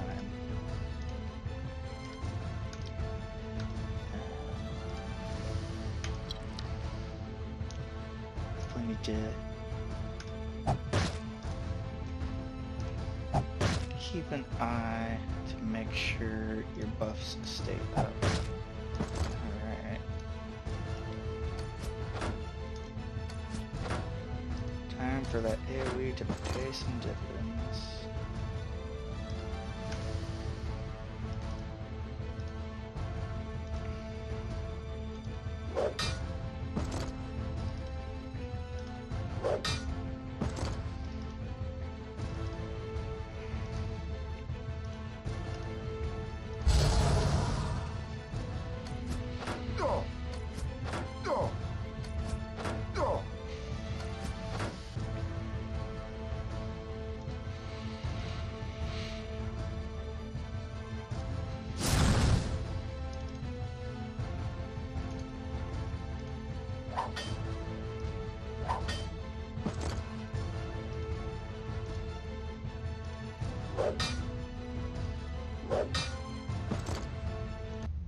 Okay, I think we're going to go and camp.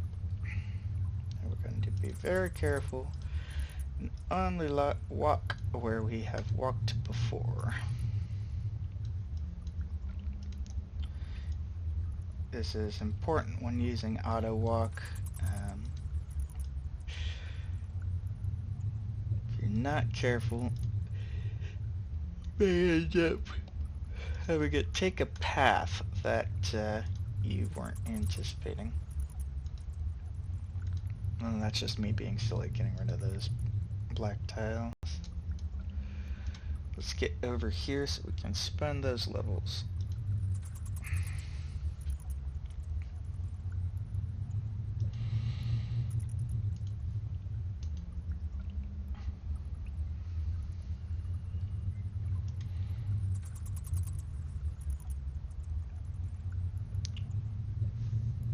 It's tempting to go with the burst speed.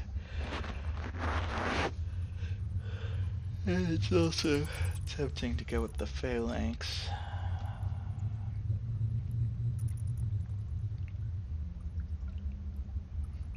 Gonna go with the phalanx for now.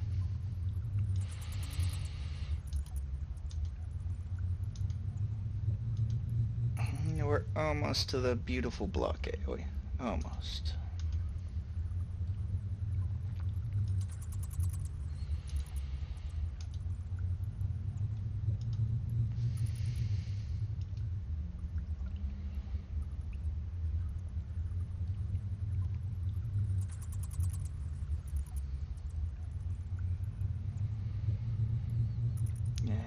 Looking here, consecrated defense 2 is good. for her, not good for everybody else.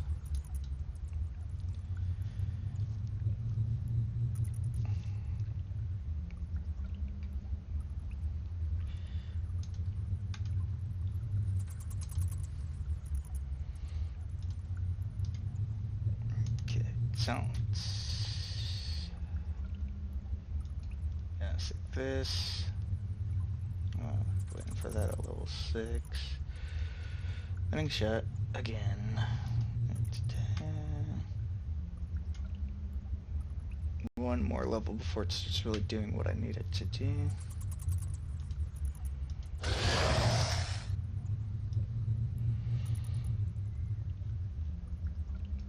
Alright, got another viewer. Go ahead and say hi in chat.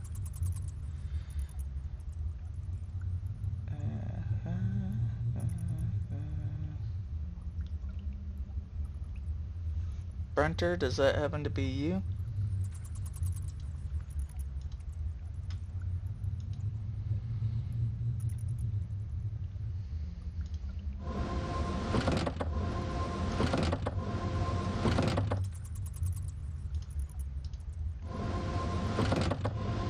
I am making my way to Oshkold, and I'm not good at pronouncing things.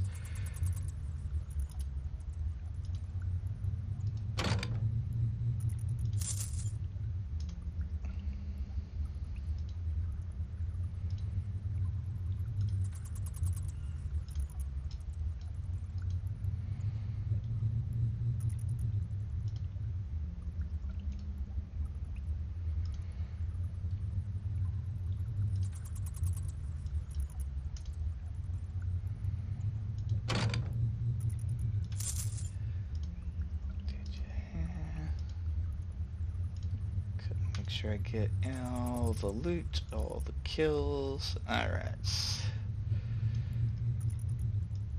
Looking at our map, and from my knowledge of the game, we're now left with, we have to go down this fun place.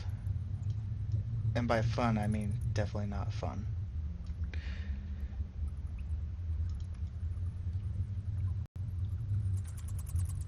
Alright, Brunter, so I am playing the Iron Curtain build.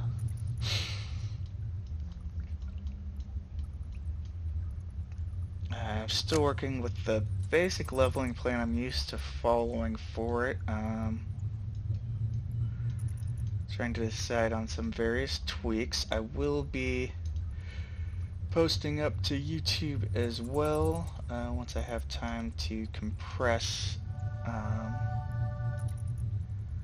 undo the upload, probably overnight, because I'm doing just a long stream here. I don't have any planned like specific episode for YouTube recording. This is me, my day off after getting our bi-weekly grocery shopping done.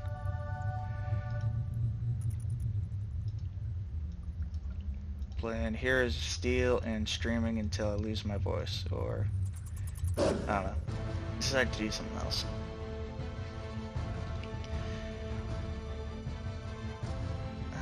Okay, so we have the high damage spiders.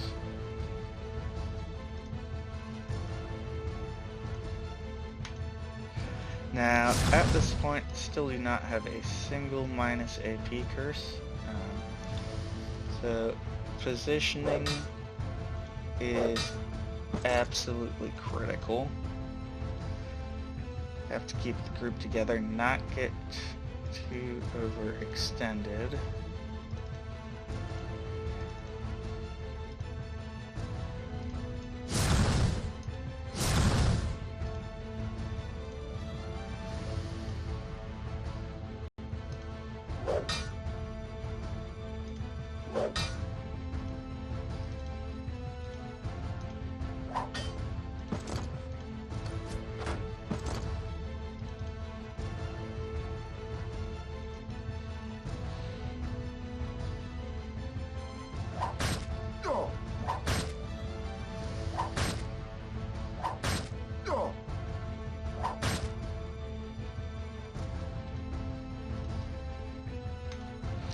starting to think about investing heavier into active skills than I did before.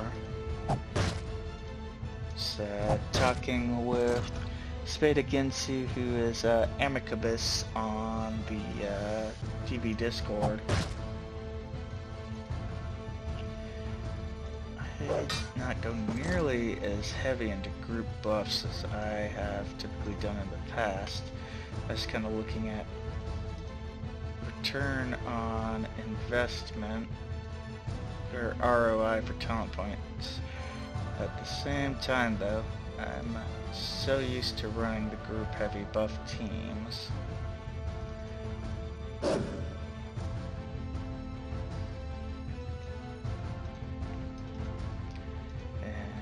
I was using my knowledge there to purposely pull another fight so I wouldn't have to spend the to rebuff yet. Okay.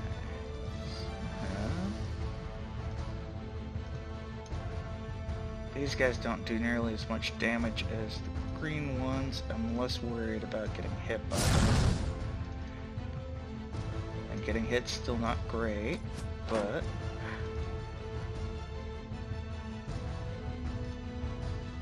then I want to get consecrated defense up. Boom. And now we just start whacking. Miss. How could you miss?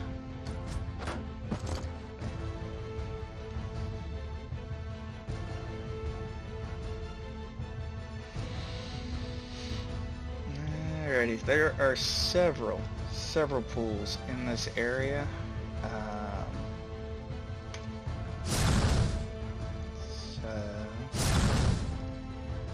A suggestion, especially if you like to play Ironman with higher difficulties, is to go a little bit at a time.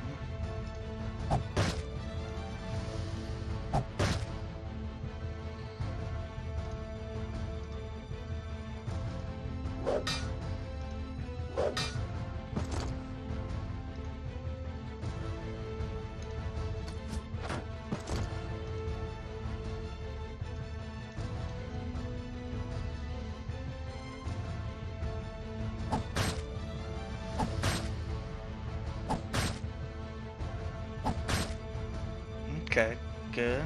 So I have gotten my parry rate up. I was getting hit quite a bit. So dropping another point into Shield of Cortez helped. Make sure to keep concentrated defense up.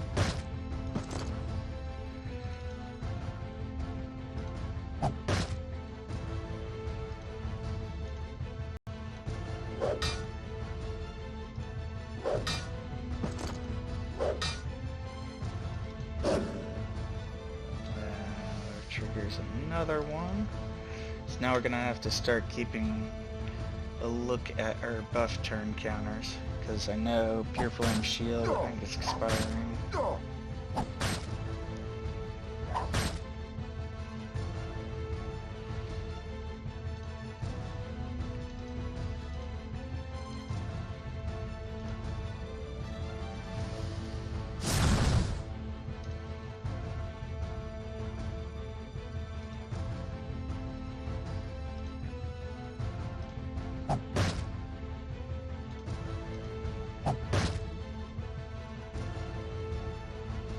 Pure Flame Shield is expired.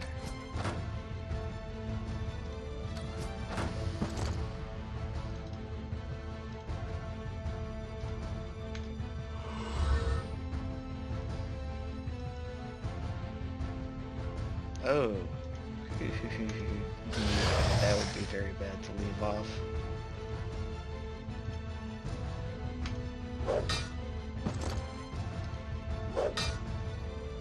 Oh, 1 point.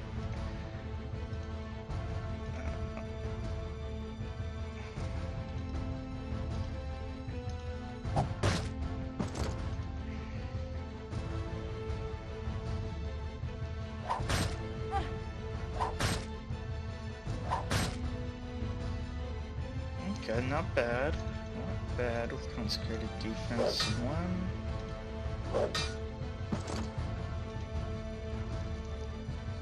Where are you coming from?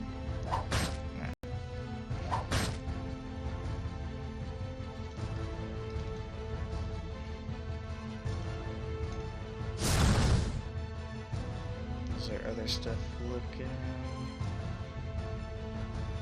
To get natural mastery, stone skin, pick up.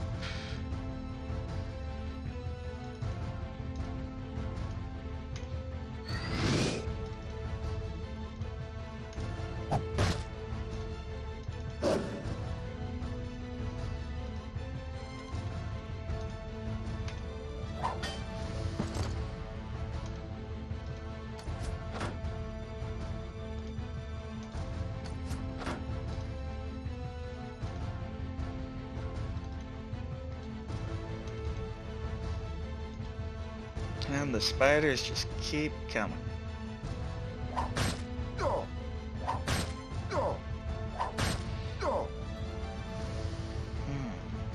Yeah, everything up and still took a look. Well, I mean, it's RNG.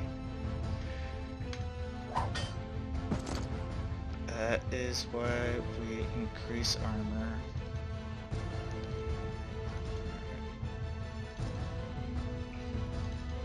Normally, I wouldn't do this, but I know I'm getting towards the end of this fight.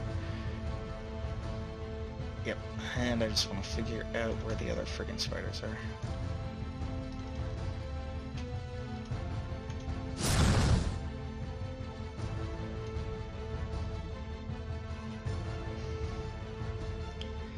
Yep, I still am.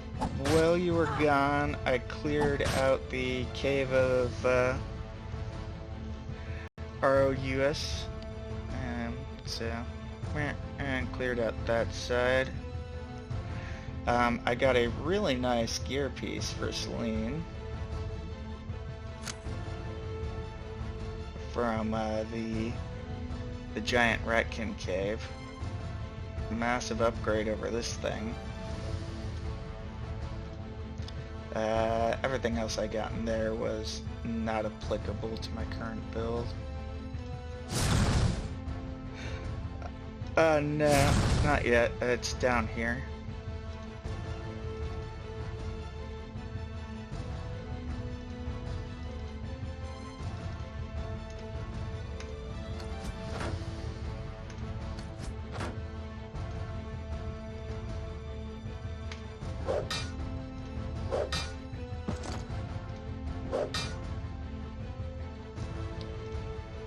And, I was just thinking, I'm thinking about possibly not investing as heavily in the group buffs early. I don't know. But on the other hand, you see I'm still taking hits there. But I was starting to think about, you know, return on investment versus the amount of parry and dodge being gotten. And I do want to raise consecrated defense higher this time around than I have in the past.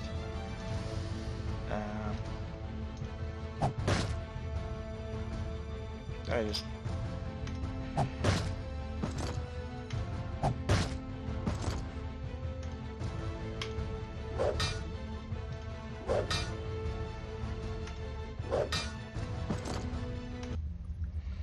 Alright, that should have been the last spider fight.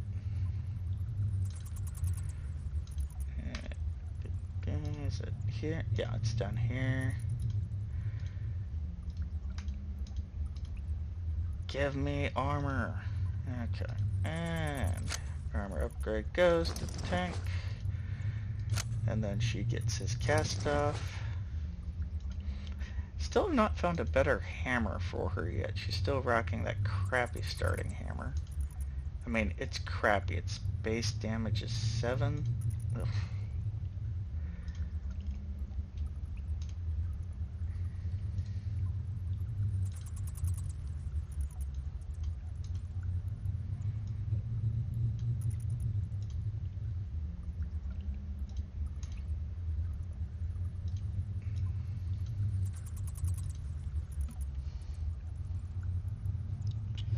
Yeah, Spinnikinsey, you got me thinking.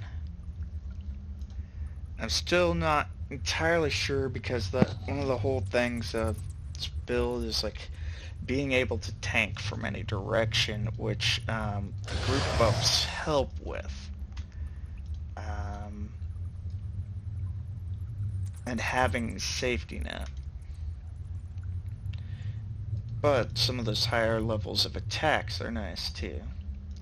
So I got mentioned before, I was thinking for the first time seriously of playing with immolation on this team and actually holding off on increasing pure flame shield until later.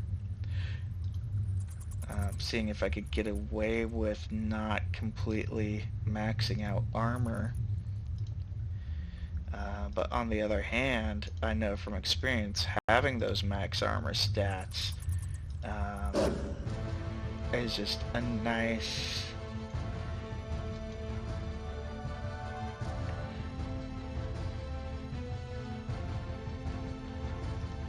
thing to have, really, especially if you fuck up and have to spend a round getting beat on.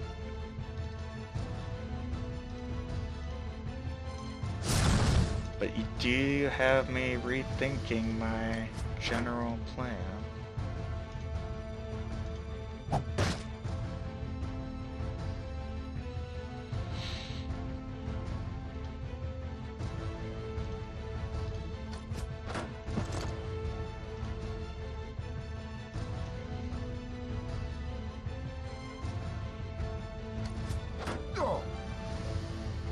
So, yeah, I mean, I took SOC2, SOC3 will be nice, but so will Consecrated Defense 2. I've only got it at 1 right now. It's about finding that balance while leveling up. And if I just boost it into the end, it'd be really simple.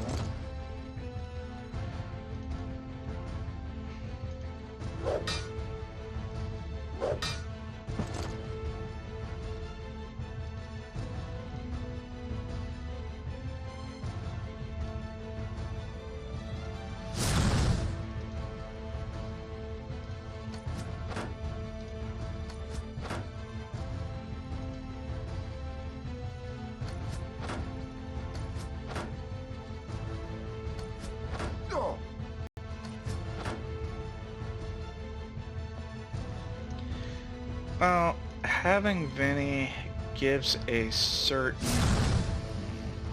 how should I put this, level of certainty, right? When you use AP curses, as long as you've got the SP, and it's not something absolutely fucking obnoxious like the goddamn undead skeletons that only have 1 AP, but the accuracy of a ICBM with GPS guidance. I hate the skeleton archers. I will admit to still being bitter over the first time I ran into those in the obelisks.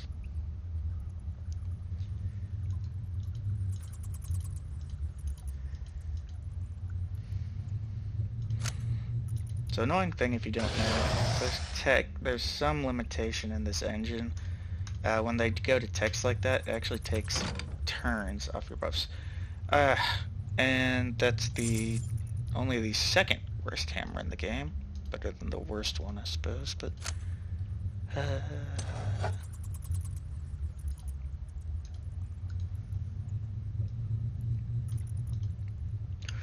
so oh no, it's another cave-in, whatever shall we do?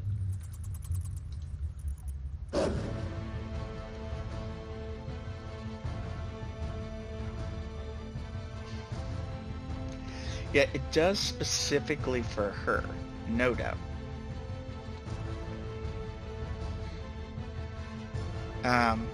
However, it doesn't raise the group's avoidance.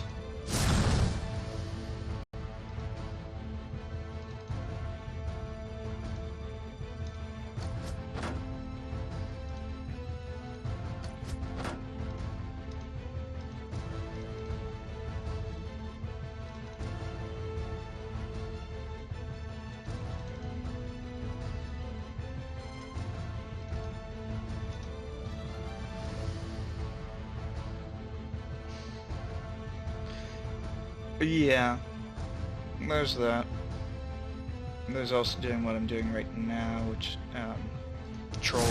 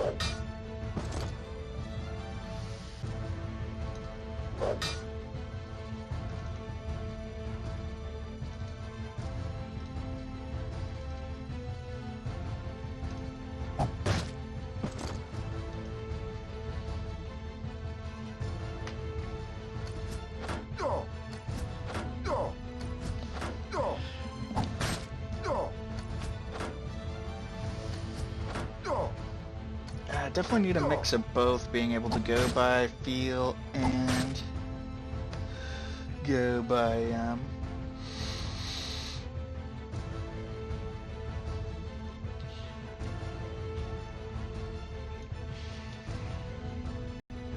by plan.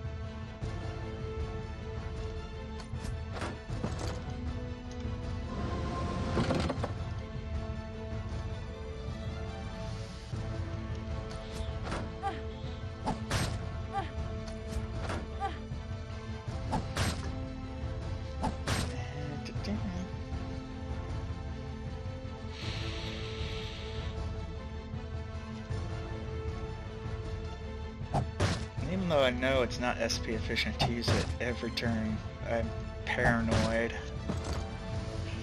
So one other issue with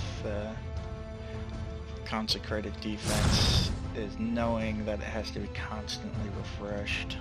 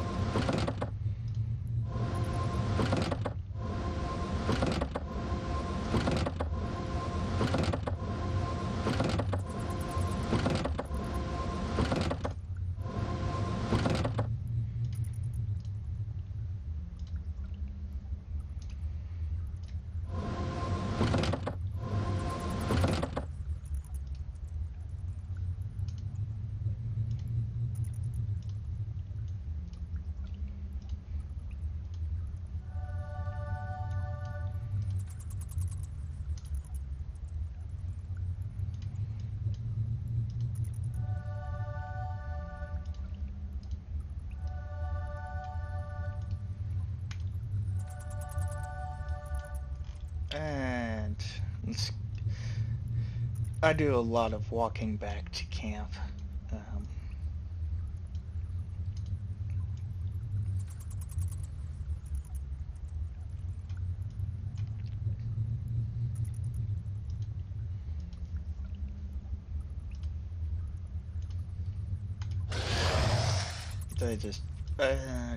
I prefer a free reload on my SP.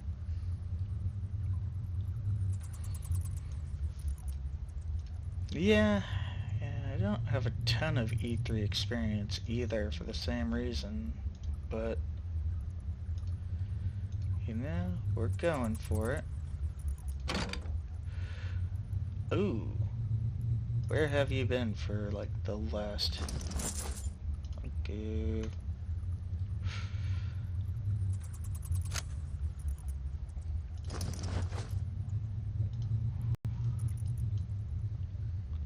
So interesting thing, I know there's one chest over here and then a long slug around here you can actually avoid, but I will be doing because I want all the experience possible. Okay, let's do...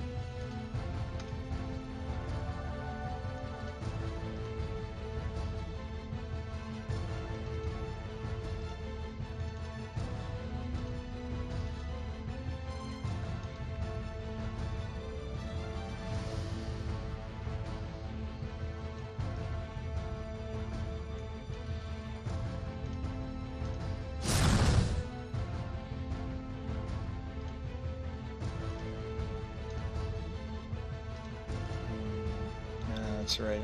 It's a poor line of sight here.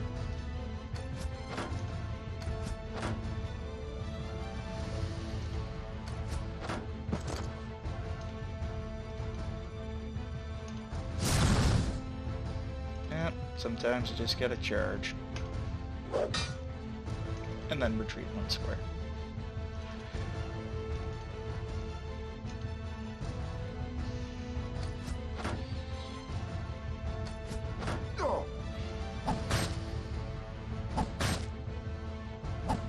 I retreated that one square so that the other warrior couldn't come in and have two beating on him at the same time.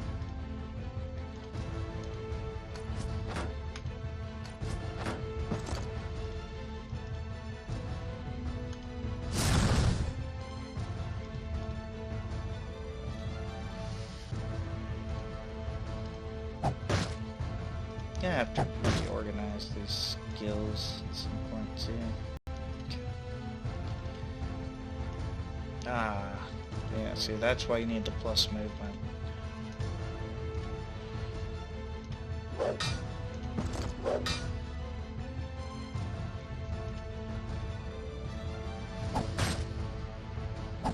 Crit.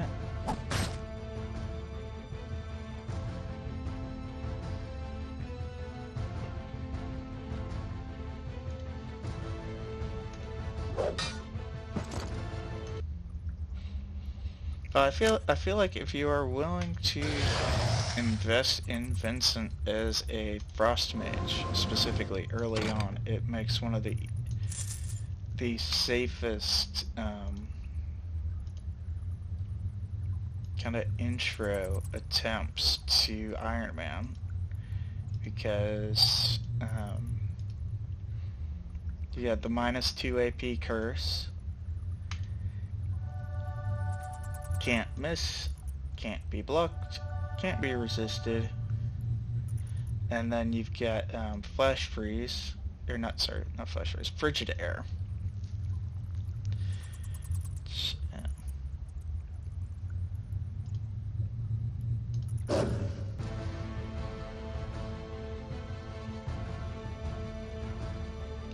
Okay, it doesn't look like... So you can get really nasty pulls in here sometimes where it's like 10 million shaman. I didn't get it. Which means I'm going to be running a little light on XP compared to where I want to be at. Yeah, see there's one. There.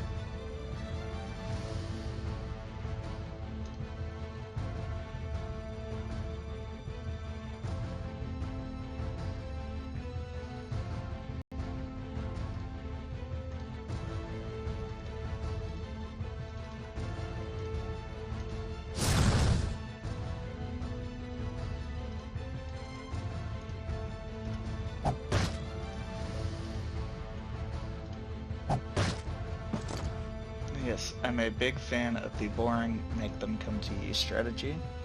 At least until much later.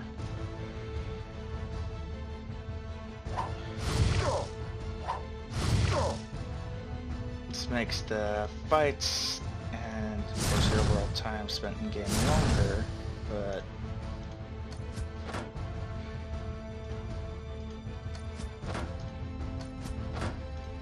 being able to limit the amount of enemy contact you have to deal with.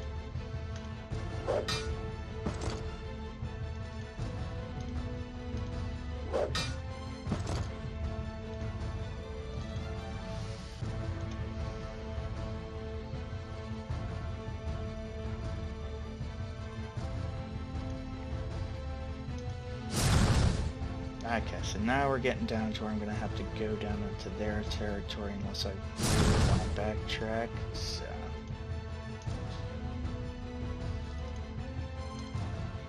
Really? Still at line of sight.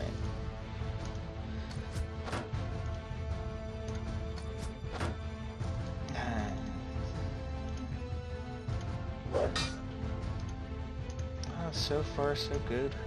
Still haven't made it to the first town yet, but got a couple of viewers. Got my lovely lady asking me how it's going.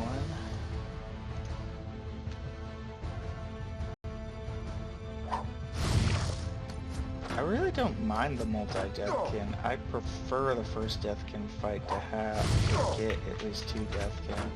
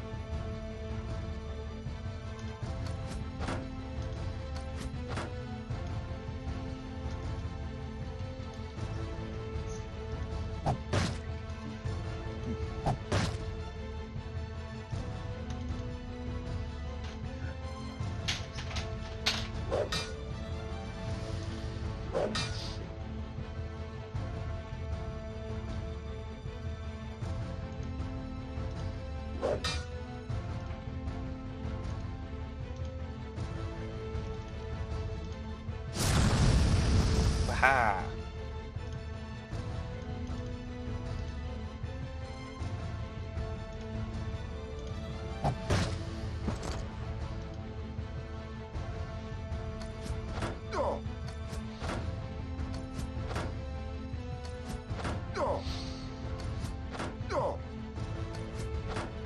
Another thing you might be noticing, again, see,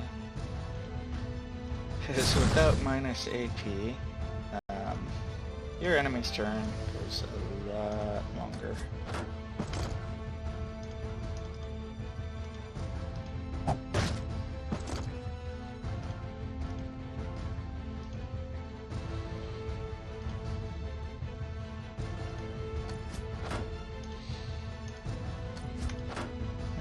Just charge for cleanup.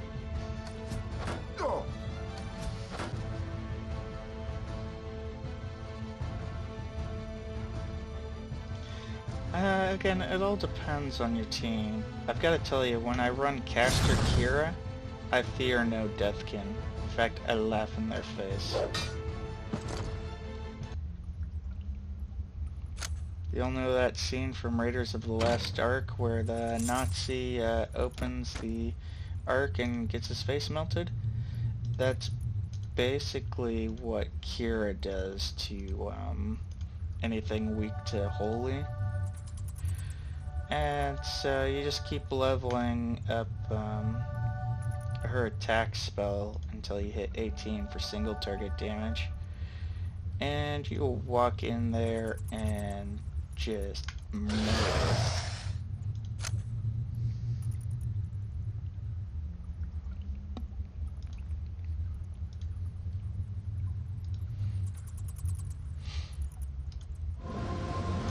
Now, are you talking their accuracy or your accuracy? Okay, you must be talking their accuracy because of the frigid air. Yeah.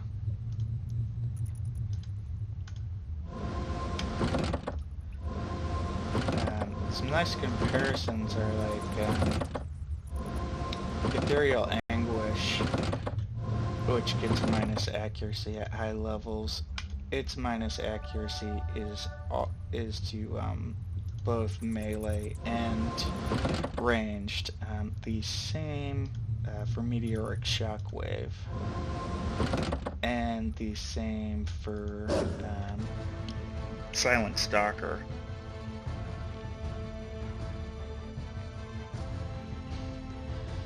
Hence, the OG team build I like to refer to as Operation Smokescreen.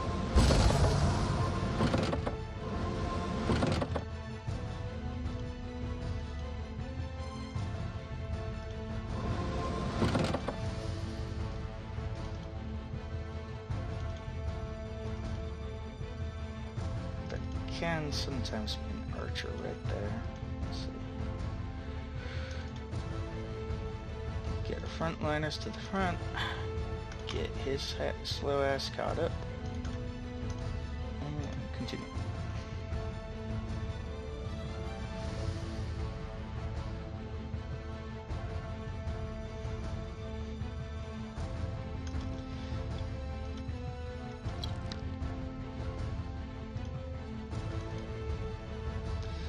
Yeah, well, frigid air, so, yeah, only affects ranged, yeah.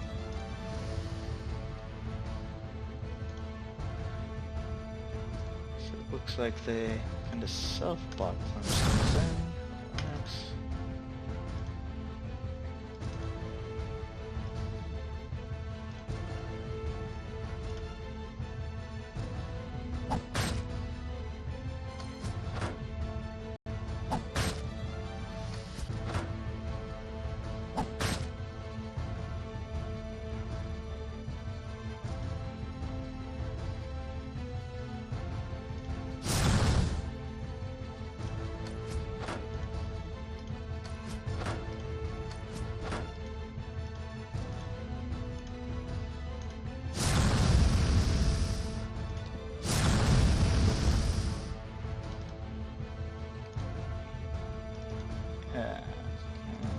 Telly.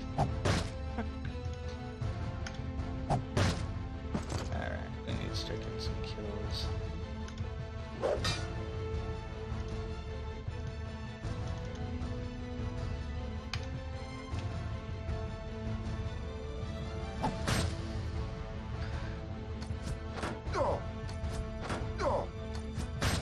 Yeah, so the frigid air gets a better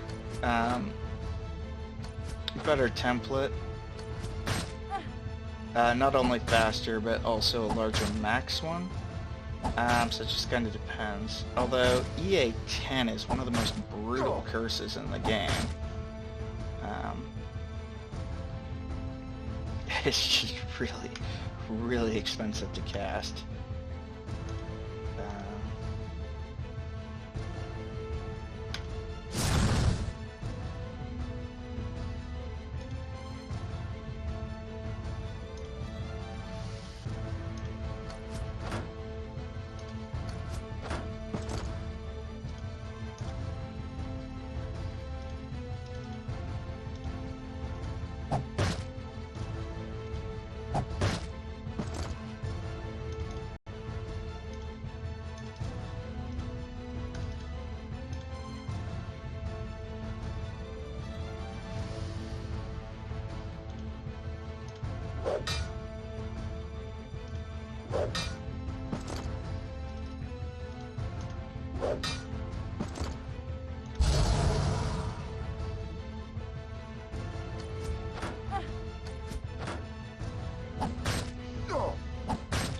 If anything, I think Meteor and Shockwave could probably use a bit of a buff.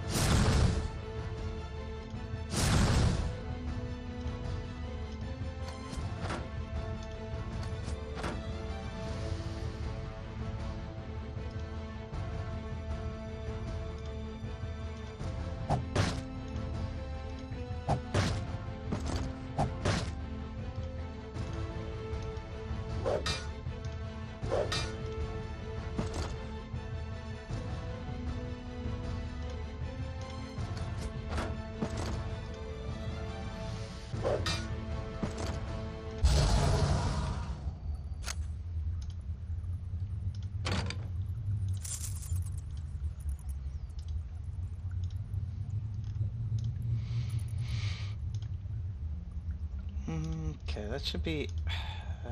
should only be one more spider fight left on this map. And that's it, yeah, I'm there. But I want to go and get my level,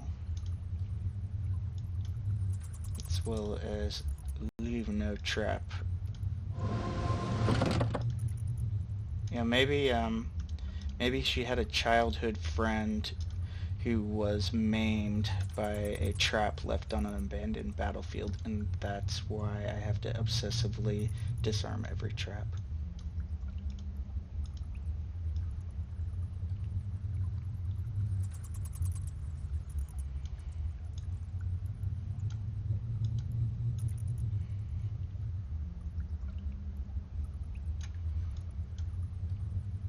Yeah, no, Ethereal Anguish crushes, and it only costs 2 AP to cast.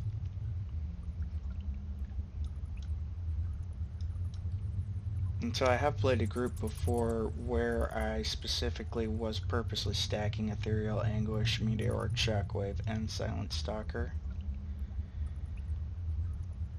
Very, very SP heavy. Very fun, though.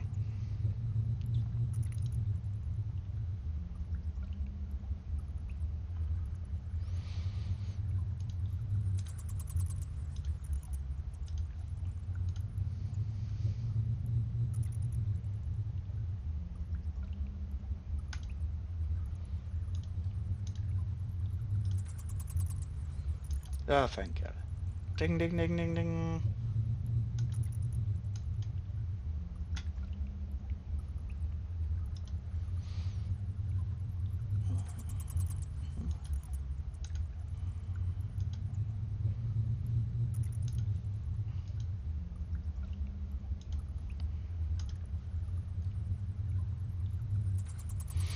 What I find annoying about this is, you know, I'm not hitting the nice level 6 unlock here, level 6 taunt with the +1 move to crit 2 stealth. Now I have to level this because they pushed off the -1 action point here.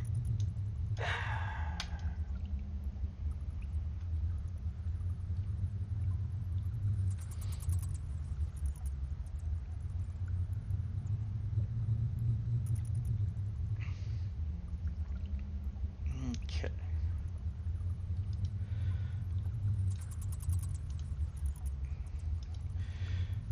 Now my question to the audience, not leveling either of these. I could do, well actually, yeah, that's probably best for right now. If I take Shield of Cortez 3, it gives the entire party +1 parry, +1 dodge. If I take Consecrated Defense 2, it gives her +1 parry, +1 dodge, +2 armor, +4 Unholy Resist. The Unholy Resist is useless to me at this point. So, because this next one hits the entire group for +1/+1, I think I'll be grabbing that. And then after that, I'll go back into Consecrated Defense, and we'll just kind of see until Righteous Fervor unlocks.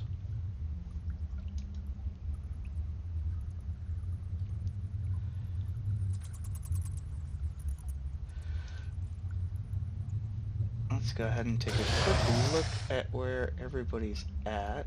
Just look at their stats. 10 toughness. Oof. Which basically means 10 armor. Let's see.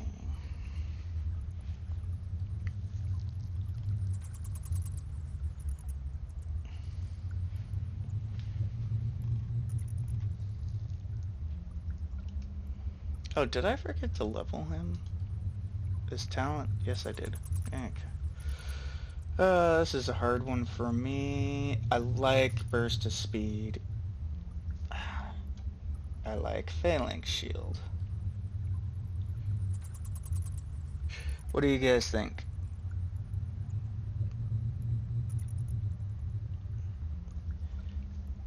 For level 6 on Vraes.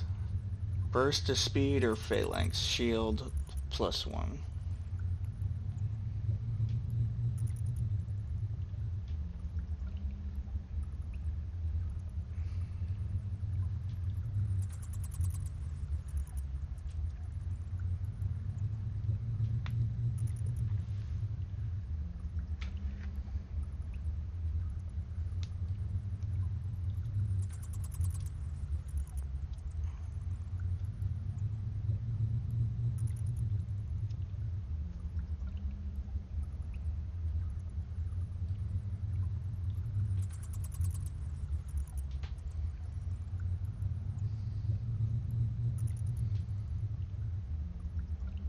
I've got 1 vote for burst of speed.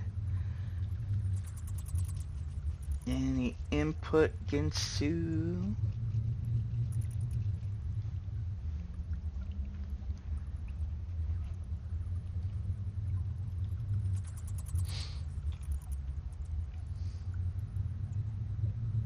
Alright, burst of speed 1 it is.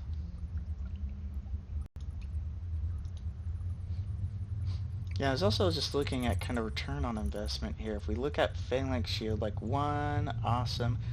And then it's just this crawl of like 3, 3, 3, 3. But if you get up to that 52%, that's really nice.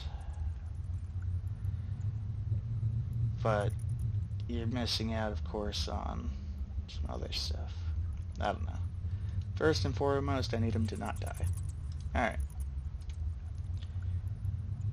Curious to see. Yep, she's also at 10 toughness. Yeah, I believe they changed it so that her constitution to toughness ratio is the same as his. 7, 3. Think about this. I have only put points into constitution and he's got 3 toughness. Boy. He needs to lift some weights.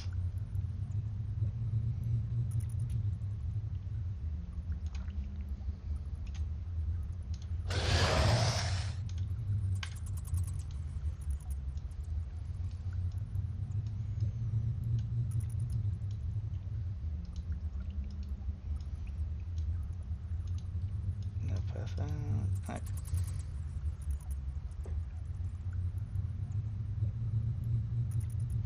Yeah. I've generally rushed Phalanx Shield. But so far I've got him 1 point in Natural Mastery. Just that first 1 point is just too good. I guess 1 point Burst of Speed, then do the rest Phalanx Shield until maybe the first point of Berserk. We'll see.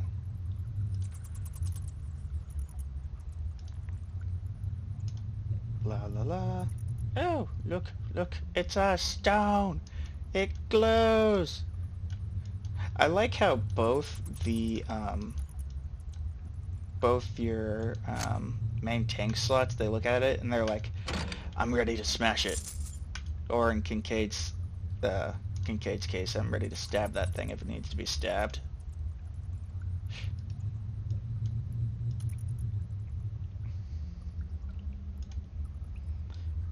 You know, I gotta say, the thing I like about Kincaid has pretty much nothing to do with his skills. It's that he reminds me of Wesley from Princess Bride.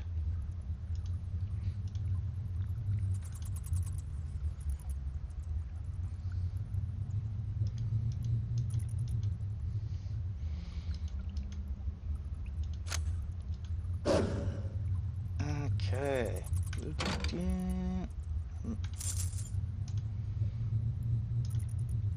Screw you guys. I want to go straight to Rivenholm. It's got better gear.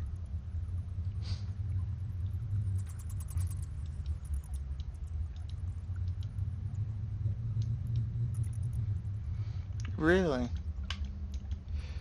I'm not sure why you would want to co-level Stone Skin and Shield. I generally want I want the auto block as high as possible, as quick as possible is my usual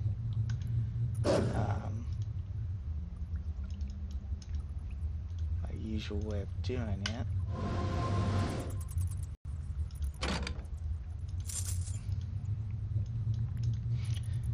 And I could actually be good. Okay. So we are doing it's gonna last big battle here for a bit. Blah blah blah blah blah blah blah blah blah blah blah.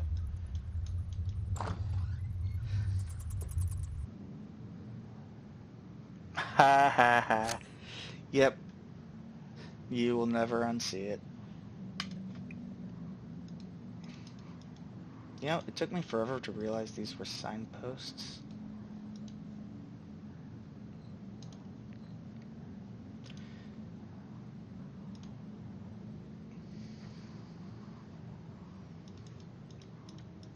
So, the little thing you can do here is you could actually walk away from the town to help with the fog of war. If you don't walk too close, you won't trigger the fight yet, and then you'll know where everything's coming from.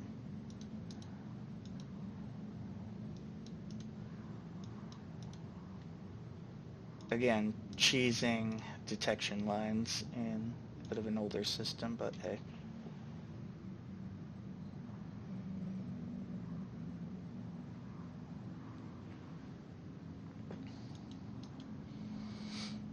Yeah, I'm going for Vert definitely when it gets here, but I still...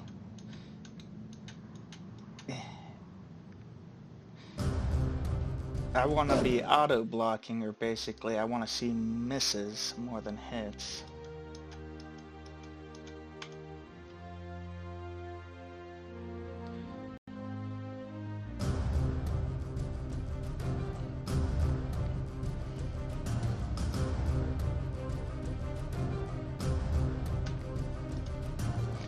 I'm not sure how far I'm going to be going into Pure Flame Shield or how fast.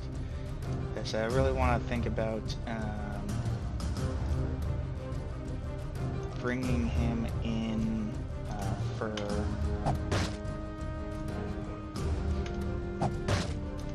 getting Immolation. Not actually giving him some damage ability.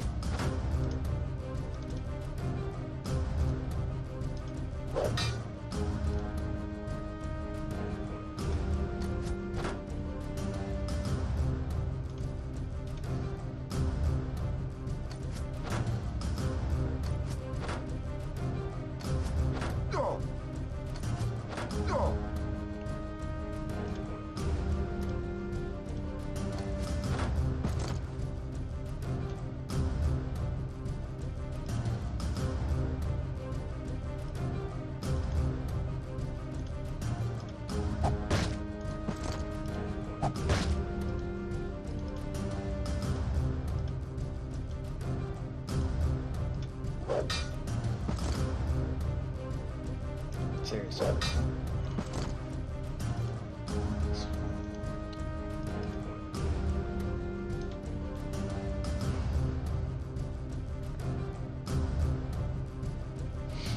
So, one thing I'd like,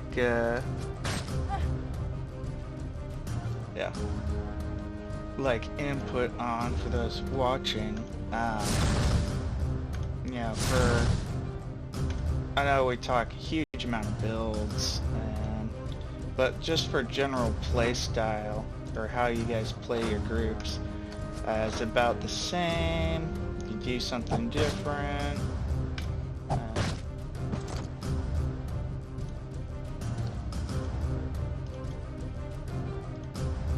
Just how do you like to go about your actual fights?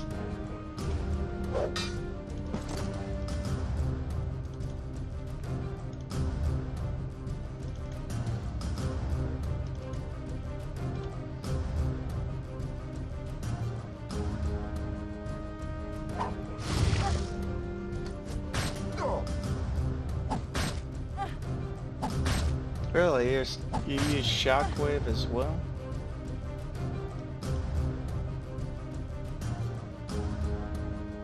I've never used shockwave with this group.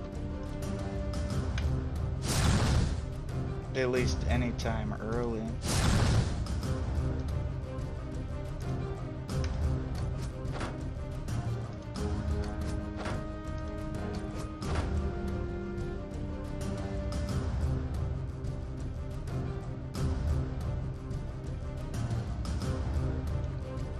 Maybe I'm missing out by not using shockwave. I don't know. I mean,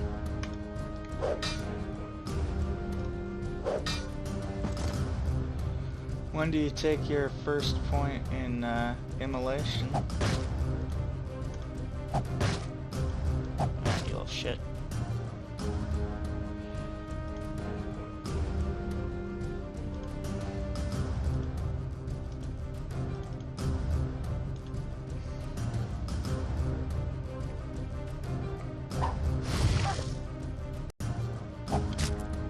Oh, you whore. That's new. You summon rodents of unusually large size? Okay, they don't have as much health, but... Ugh.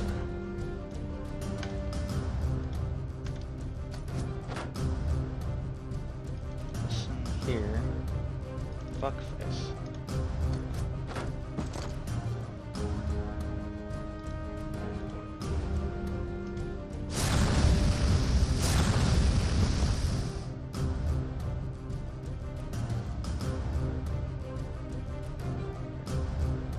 I don't have Silent Stalker. Not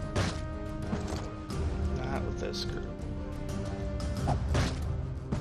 Were you only running Silent Stalker 1, or were you pumping it for more minus accuracy?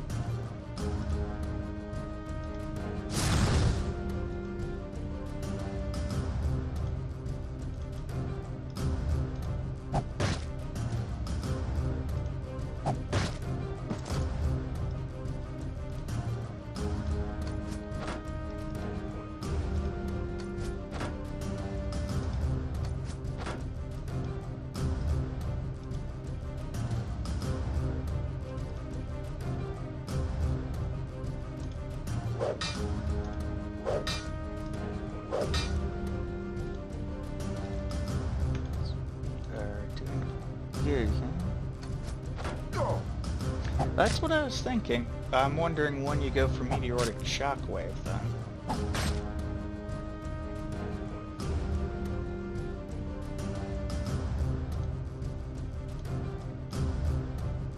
And my usual MO is to really only focus a few talents and just max them out.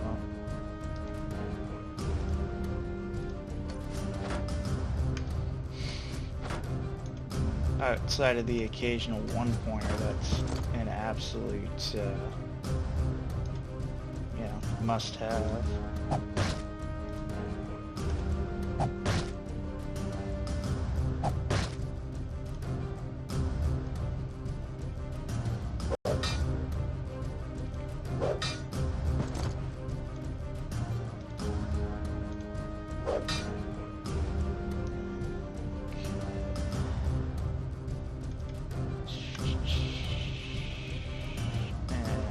intelligence, that being Selene's, is probably going to need to be raised next.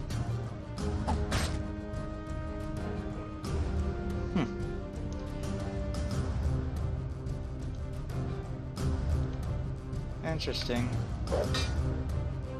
But I had a habit of chasing Ash to 10.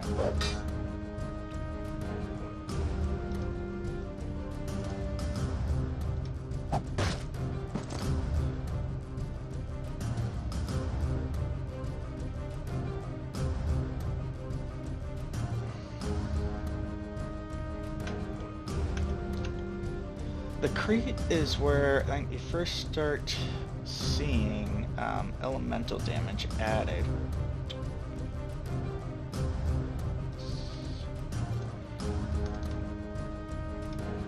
If I'm not mistaken. I could be mistaken. It's been a while.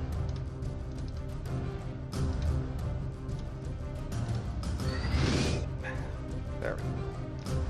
Accidentally hit the wrong button on the mouse. Changed my preferred settings.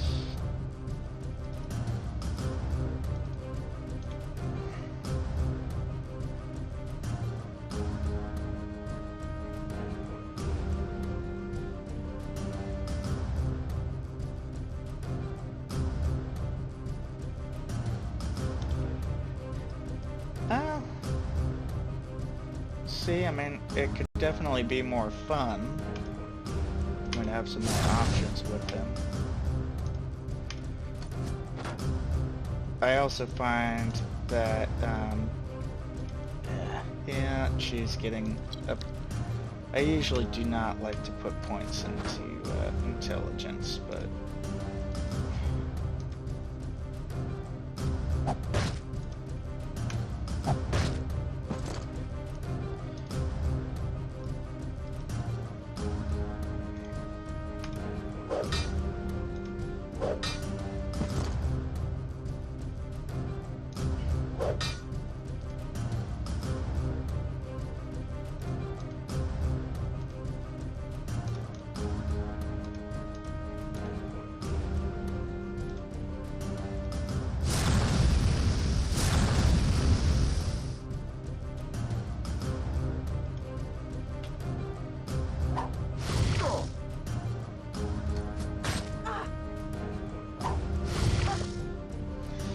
yeah, I generally try to focus to certain breakpoints too.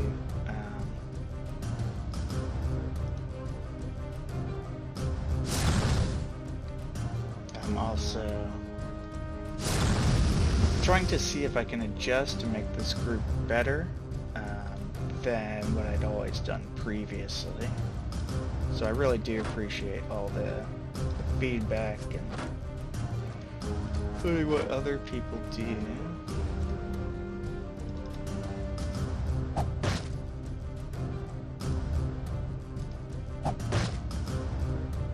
Really?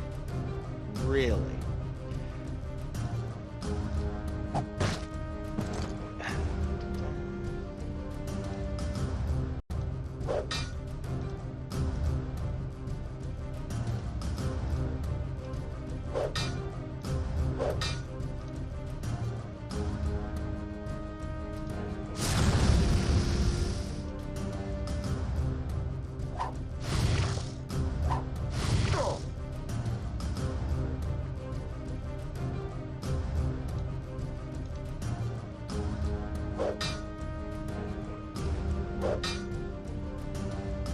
So by the way, how do you like immolation? Do you find the crit vulnerability, do you see that making a difference, or not much?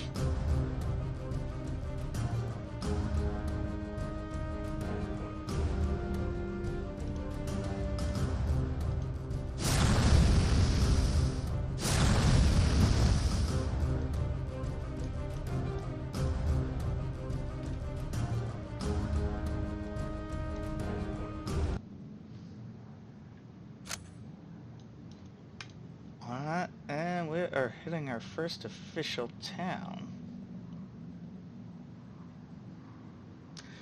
So, it has taken me about 3 hours to get here. This will be ending the stream for a break. I'm going to continue this file, though. I will be recording all of it. I don't really have a set idea of how I'm going to break up the recordings, but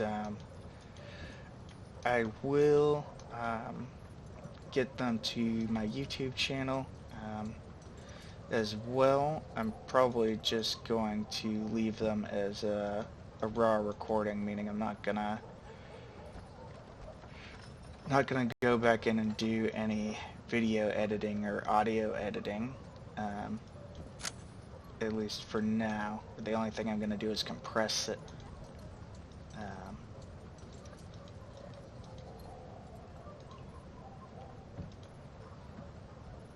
Compress the file, so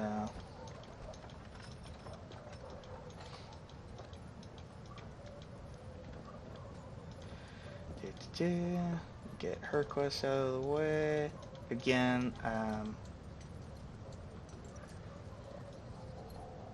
since this is, yeah, I would say kind of a niche game, I'm skipping past pretty much all the stuff that people have to say in the first episode, or at least this part of the game. Just because I've seen it so many times, and I'm sure you guys have as well.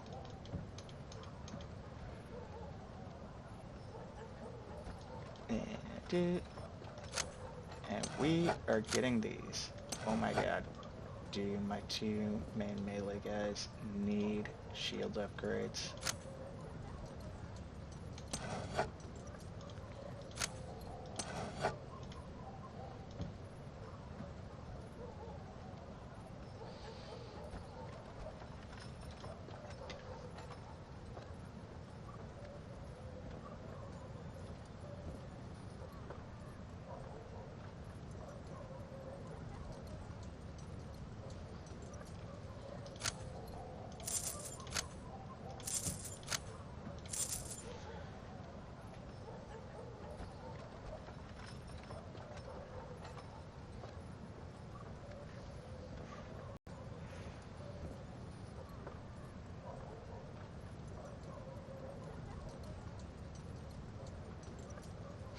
Yeah, definitely some of the ways to do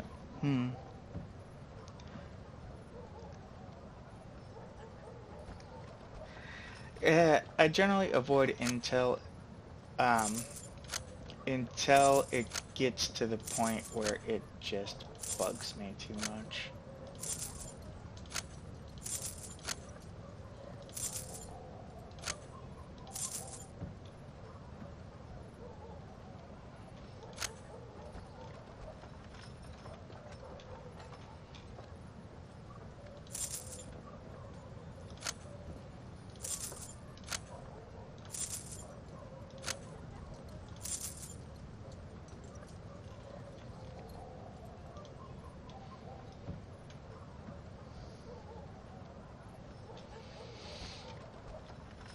Alright, thank you guys for stopping by my feed. Like I said, gonna be taking a break for now. Might come back later today, might not sure on that. But I feel like this is a good stopping point for this particular video file.